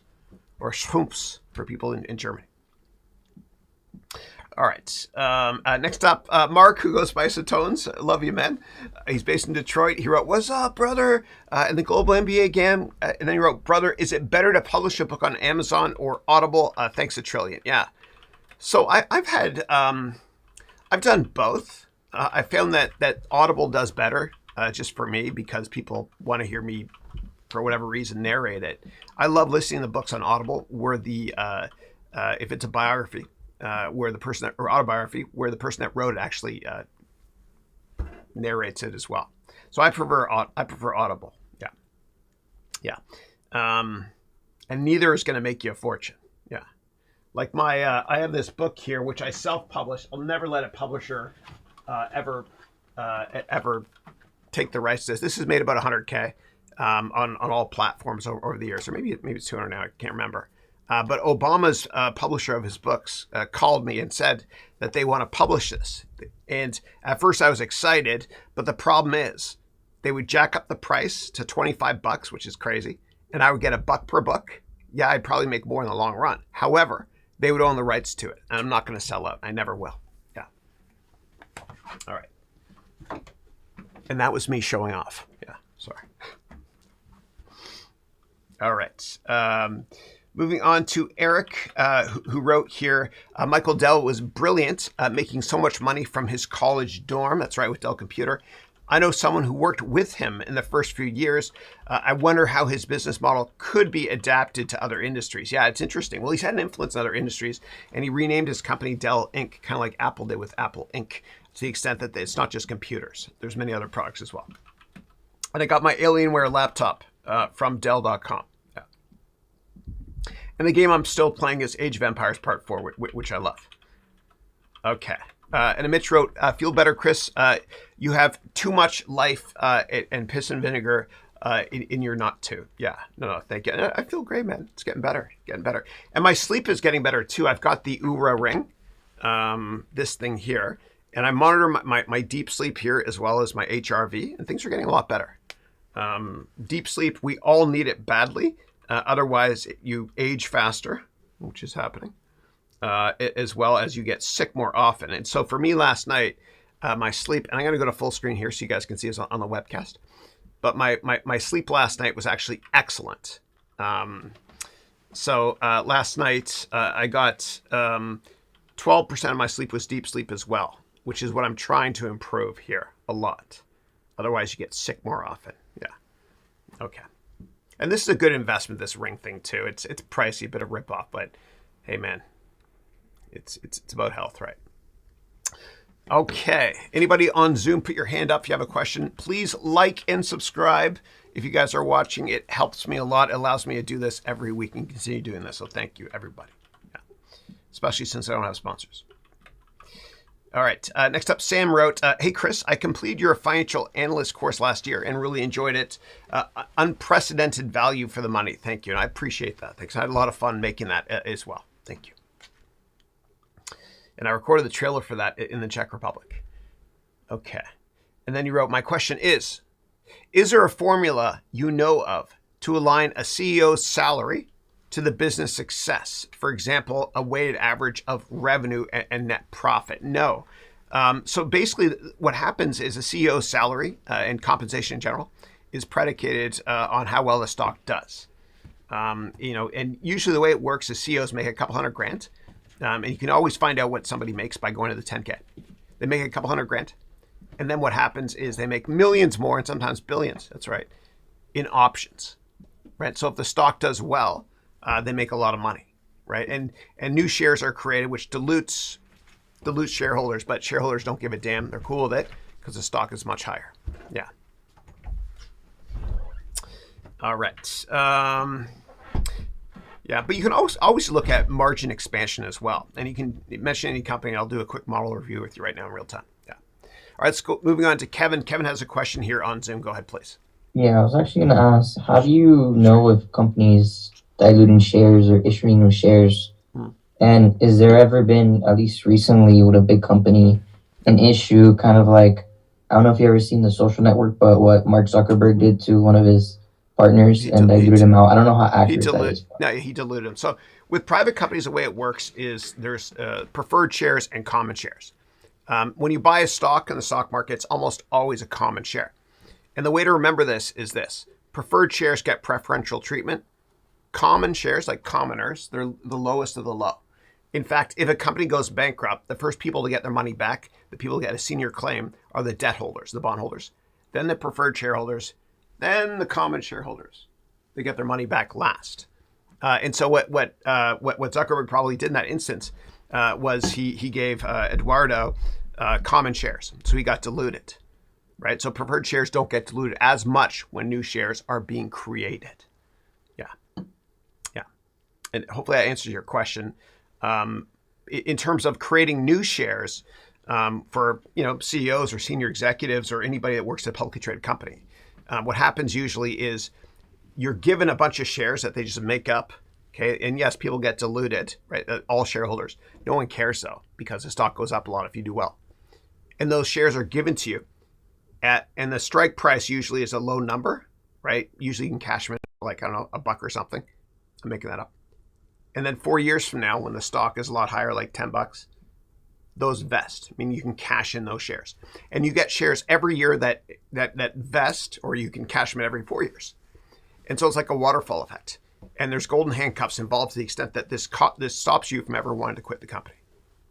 Because if you quit, you can't cash in those shares that vest in the future. Yeah. Thank you. And has there ever been an instance where it's been like a big deal dilution that caused the stock price to go down in recent years with any company? Oh, yeah. No, it happens a lot. Like sometimes companies, they can't get a loan, right? And they're having cash flow issues. So they'll issue new shares, right? And investors get pissed off. Yeah. Yeah. It happens a lot. Yeah. Yeah. But nobody says anything if the stock keeps going up. Yeah. And the repercussion for diluting shareholders too much, if the stock goes down, is the board will fire the CEO and maybe the CFO as well. Yeah. All right. Thank you so much. Yeah. My pleasure. Okay. Okay, next up, Kumar wrote, "Hey guys, why are you guys deleting my question? Please let me know the issue." Kumar, I'm not. So the way it works, Kumar, is if you paste in, I'm going to show you exactly behind the scenes here because I'm always transparent, as you guys know. So the way it works is if you ever paste in a link, I will never see it. So let me show you what this means, okay? And I'm going to show you behind the scenes here on YouTube Live how it all works on my end. All right, so I'm going to go here to YouTube, okay? Okay, and then I'll go here, and we only got about 20 minutes or 25 minutes left. All right, so I'll go to YouTube Studio, okay? And then I see all the same questions you see here, right? So I go here to Content, Live, Control Room. And I'm going to show you all the questions I see here on the side right here, okay? All right, so I go here, and I'm going to go to live chat. I'm going to show you in real time here. I'm going to search for your name, Kumar, from the top, okay? Right here. Kumar. Okay, so I see only one instance of you asking a question. And the reason I probably only see one instance is YouTube will block things if you put in a hyperlink in other certain words as well. Yeah. Okay, so if you want, what you can do is come on to Zoom right now, and you can ask me the question live. Okay, and the way to get onto Zoom right now with me is go to harounmba.com/Zoom, all lowercase Kumar, and I'll answer your questions live. And I'm sorry that YouTube stripped out whatever that was, it stripped out for you. Okay, give me 1 second here. Okay. Full disclosure. Okay, so next up, I've got Mitch Gelman, who works in investor relations, wrote, last year the indexes were up 20%, while 80% of Nasdaq stocks were below their 200-day moving average. Divergent, yikes. In 2022, indexes joined stocks in the same direction, down. Why in 2022? I'm not sure. It could be just due to people selling ETFs, which basically drags everything down. Yeah. And everything is net for sale this year for obvious reasons. The market peaked in early January, and the government raised interest rates in the United States and globally as well. And so everybody is delevering. Hedge funds are not using as much leverage to invest because rates are higher. Capital costs more now. Also, retail investors like myself, we're not investing as much in the markets. We've been buying more bonds. And you can go to treasurydirect.gov to get 9.62% yield on U.S. government bonds. And you'll never lose money. That's right. Yeah. And I put my reputation on the line. It's the best investment you can ever make. Yeah. Cool. All right. Next up, we've got Michelle. Michelle, how are you? And then, you got to unmute. I'm so sorry. It automatically puts you on mute when you join. Yeah. How are you? Good, good. And you're in Texas? San Antonio, Texas. Yeah. That's right. Yeah. Excellent, excellent. Great to see you again. You too. It was wonderful to meet you last week. Likewise. Thank you. Such a blessing. But is it your mother that's Lebanese? Yeah. My mom is. Well, she's half Lebanese, so I'm a quarter Leb. Yeah. But, it. My father was full Lebanese. Oh, no kidding. Very cool. Awesome. Yeah. Very cool. Wait, was he born in Beirut or is he United States? No, he was born in Massachusetts. Okay, cool. Yeah, his parents were born in Lebanon. Okay. In Zahli, in a town called Zahli. Yeah. Zahli, yep. I know. Yeah. Dylan, what is that thing Mom gives you every morning? Zatar? Zata. Yeah, Zata. Zata. Yeah. She, you know what I mean? Puts it on bread. Yeah. I love it. Yeah, it's a spice. Oh, I love that. It's good Especially stuff. dipped in coffee. I don't know why. Yeah. I love it. With my coffee, I love it. Yeah. Right. All right. I wanted to ask you this question. I've got this message. I have a little bit of stock in Nikla, Nkla, Nikla. Okay. I don't know if you're familiar with it. And they've come out, and you just brought it up, and I'm like, oh, I remember I needed to ask him this, but they're having a vote for all shareholders to vote to expand the common stock from 600 million to 800 million. Yeah. And apparently their ex-CEO is voting against them. And they're pretty close to getting it. So can you explain again? Yeah. Is that going to hurt the stock or? Yeah. It could hurt the stock if it's not already priced in, because it sounds like it's publicly disclosed that it might go through. So basically they're going to increase the number of shares from 600 million to 800 million. And what that would do is that would dilute all investors by 33%, because 200 divided by 600 is 33. And so what that would mean is it would dilute everyone by 33%. So it's you got to look at what the use of proceeds are for, though, right? If the use of proceeds are to, and I don't know what the company does, let's say open a new plant, which is going to be accretive to earnings, means can help earnings grow a lot within a year or two, whatever. Then investors might look past that. But that is a massive dilutive offering. And I can see why certain investors are upset about that. Yeah. Yeah, right. It says to give more flexibility to support future growth and development. Okay. What that means is they need money to buy another company. Yeah. Right. Okay. So not a good thing necessarily, or is it good in the long term if they do? It could mean that. I mean, it all depends on what your thought process is on the management teams to be good to steward of capital, in terms of will they be able to use the additional money to grow revenue and earnings longer term. Yeah. Okay. Yeah. Whenever you see they say use of proceeds is for general corporate purposes, it could mean, hiring more salespeople, opening a new plant, or doing a big acquisition. Yeah. Got it. Yeah. Okay. All right. Thank you. Yeah, of course. But I would look closely at why the ex-CEO is saying all that stuff. If the ex-CEO was fired, it could be obviously he or she is biased, right?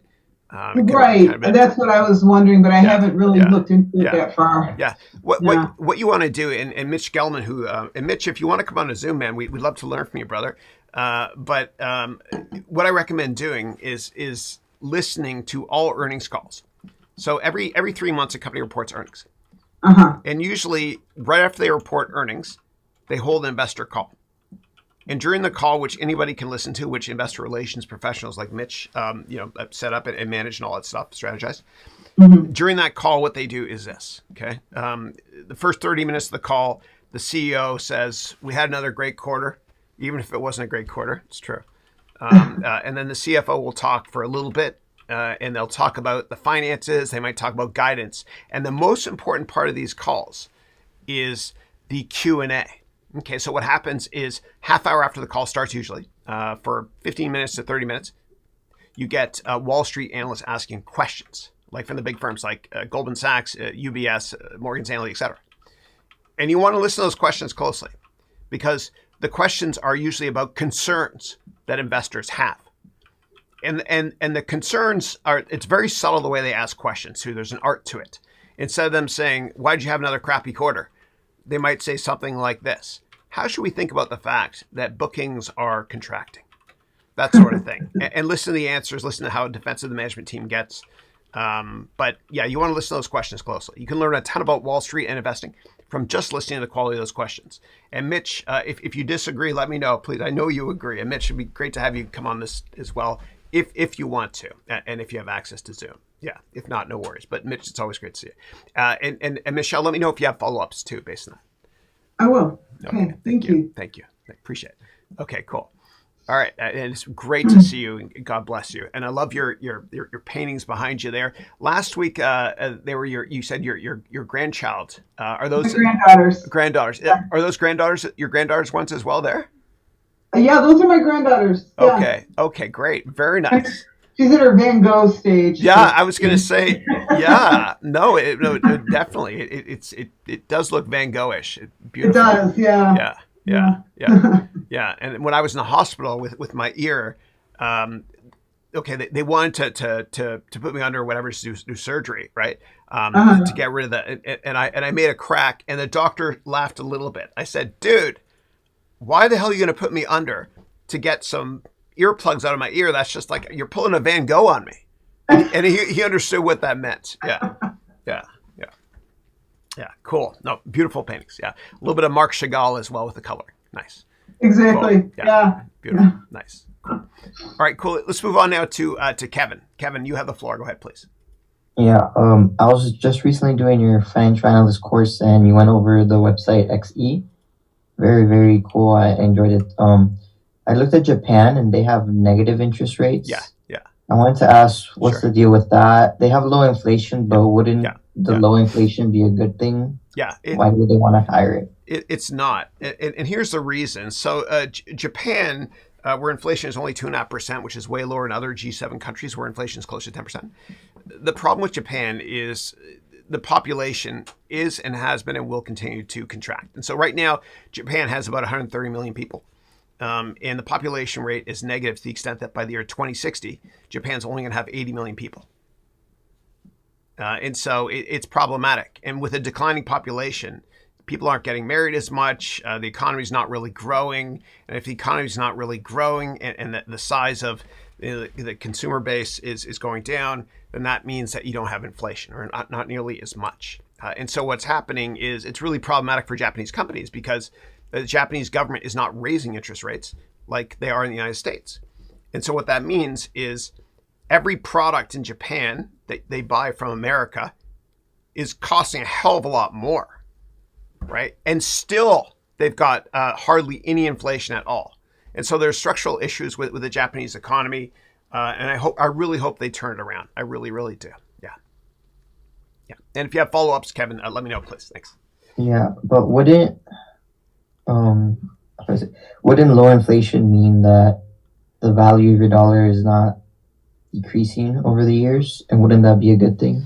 Yeah. So what happens is there's not much inflation there because economic demand is awful, right? And it's something they've dealt with for a couple decades since the Nikkei index peaked in the early 1990s. And so the fact that the United States government, the Federal Reserve, has been raising interest rates in America, it makes the United States dollar more expensive relative to the Japanese yen, which can be problematic for big Japanese companies that are exporting. Yeah. Yeah. Okay, got it. Thank you so much. Sure, my pleasure. Great. We have Satones in the house. How are you, Mark from Detroit? Great to see you as always, buddy. I'm great, brother. And how's the global NBA gang? Glad to see everybody on the call. You guys are awesome, beautiful questions. I'm just happy to be here, man. Yeah, I'm so happy. It's so good to see you, man. It's so good to see you. And don't ever stop asking questions in all caps. I love it. It always reminds me of my grandfather. God bless you. And Grandpa, I know you weren't yelling at me in those emails. I love you. Yeah. Yeah. Yeah. Right on. I have a quick question, brother. Sure. Have you heard of decentralized hedge fund? I have not. No. Okay. It's a cryptocurrency, supposedly what they're getting into, using cryptocurrency to trade as a hedge fund.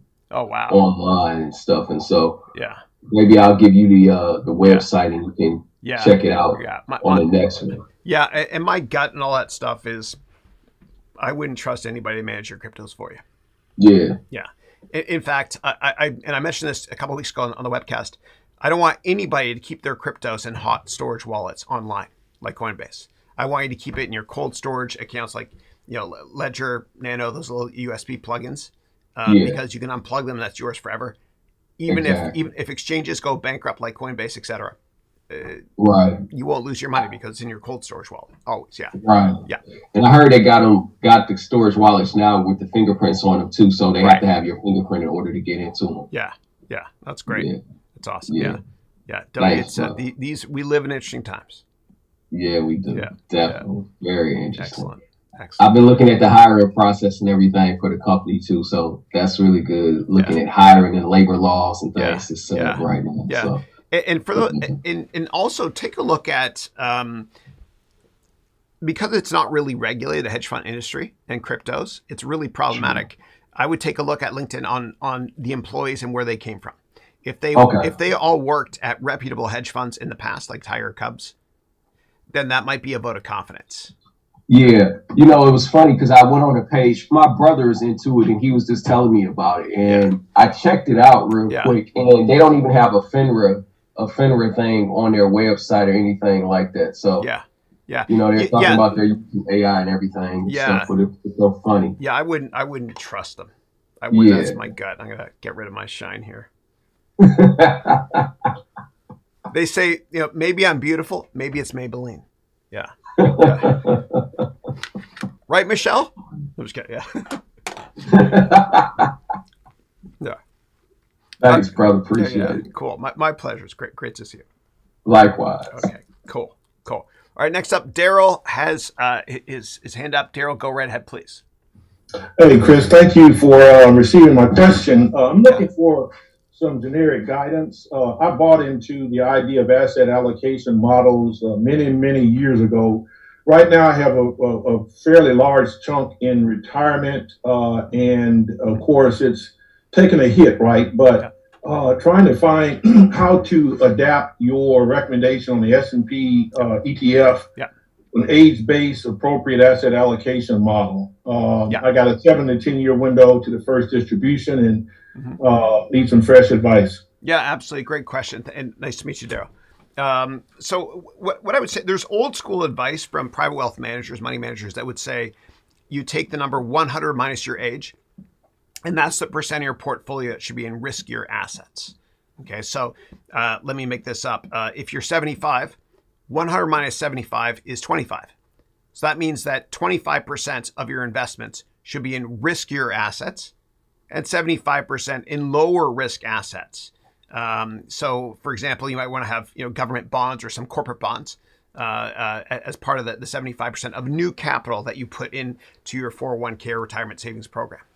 And the reason is if you're 20 years old, 100 minus 20 is 80. So 80% of your investments can be in slightly riskier investments, not crazy risky, and 20% in lower risk stuff like government bonds, AAA rated government bonds.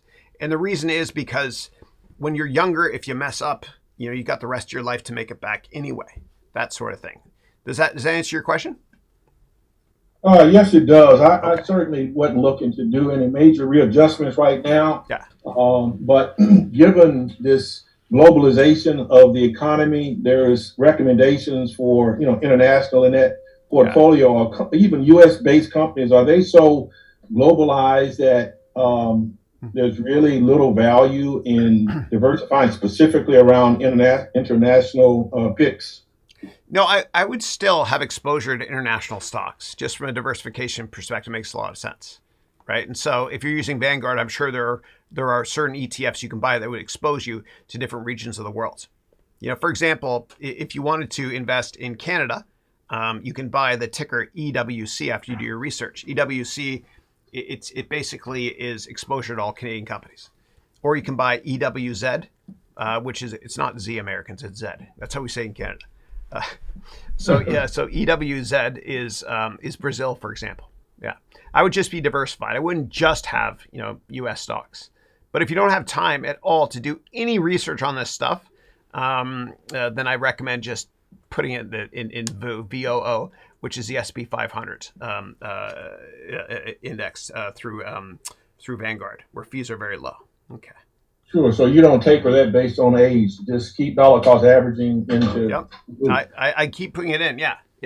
But what I would do though is, the older we are, the less risk we want to put in our portfolio. Yeah. And Daryl, are you based in the United States? Yes, I am. Okay. Have you gone to Treasury Direct there or no? No, I haven't. I've only in the mutual fund. So you take note of that though. This is the best. So let me show you real quick here. Okay. All right. So I'm going to go back to the webcast here, and I'm going to share my browser. Okay. So look at the webcast. There'll be a little bit of delay here for you. But what I want you to do is I want you to go to treasurydirect.gov. And then when you're here, click how to buy Series I bonds. Okay. And what you can do is you can put up to $10,000 per year in government bonds. Okay. And this is United States government bonds, right? And you will not lose money, even if we go into a deflationary environment. You cannot lose money. I put my reputation on the line, and yes, I bought these. So maximum $10,000. And what happens right now is you get 9.62% per year. And every 6 months, this interest rate changes based on what inflation is. And so on November 1st, this will change as well. It might go up a little bit. And then next April 1st, it gets reset every 6 months. Now, you can't take money out of this for a year, otherwise you pay penalties. And if you take your money out within 5 years, you lose 1 quarter's worth of returns, which is not that bad.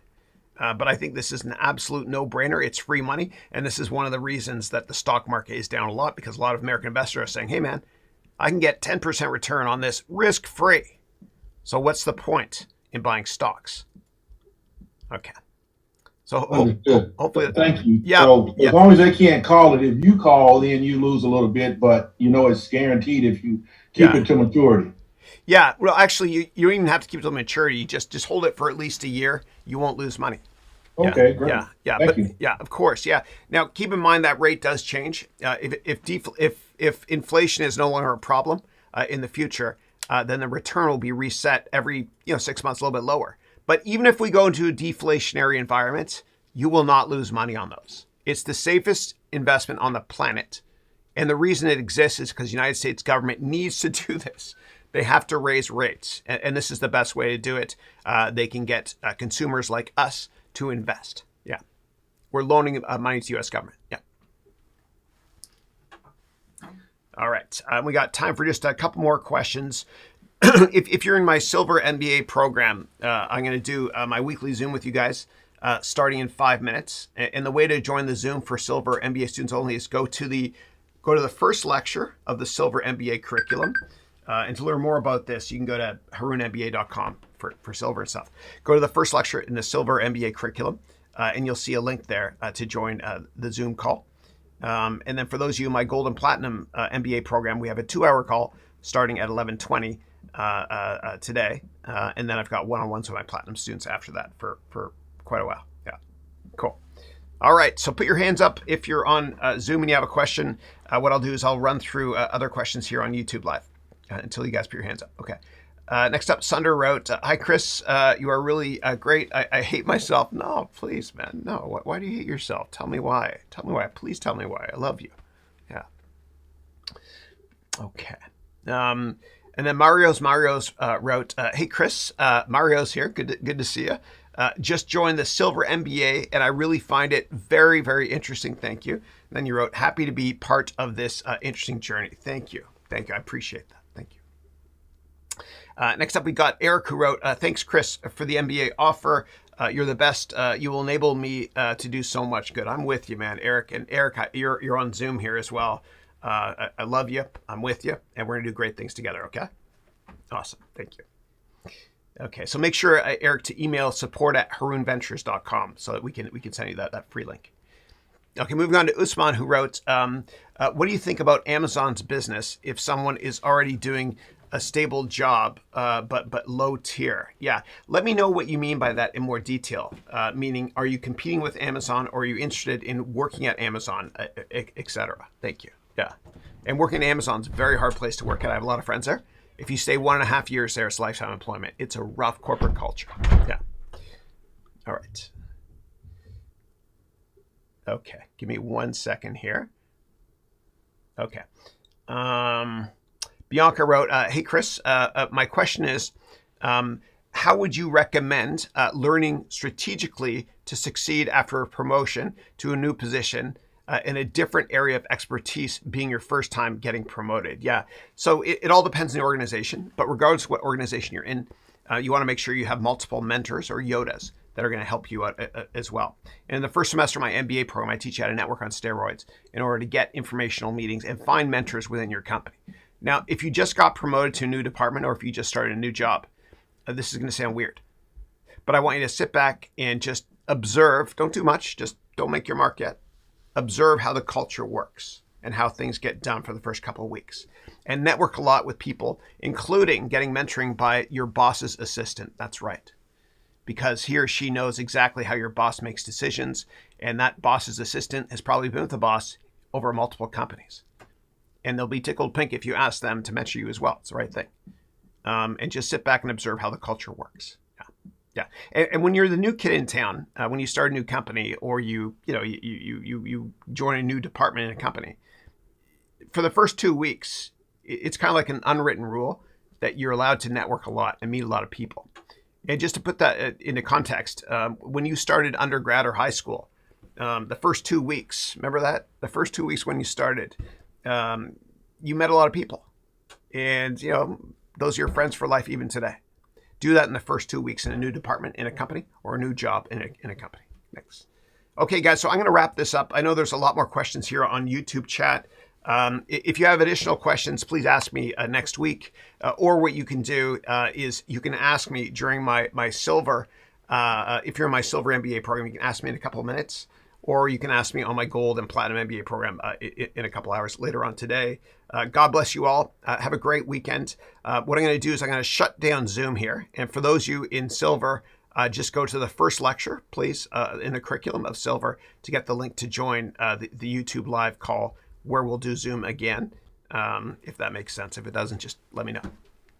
Okay, and God bless you all. Please like and subscribe. It really helps me do what I do for free every week here.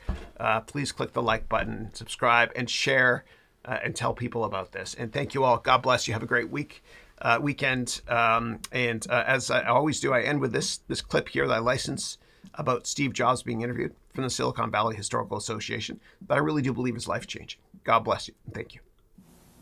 When you grow up, you tend to get told that the world is the way it is, and your life is just to live your life inside the world, try not to bash into the walls too much, try to have a nice family life, have fun, save a little money.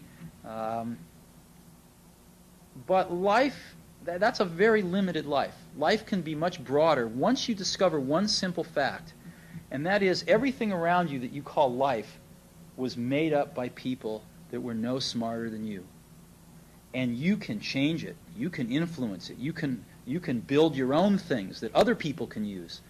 And the minute that you understand that you can poke life and actually something will, if you push in, something will pop out the other side, that you can change it, you can mold it. That's maybe the most important thing, is to shake off this erroneous notion that life is there and you're just going to live in it, versus embrace it, change it, improve it, make your mark upon it. I think that's very important. And however you learn that, once you learn it, you'll want to change life and make it better, because it's kind of messed up in a lot of ways. Once you learn that, you'll never be the same again.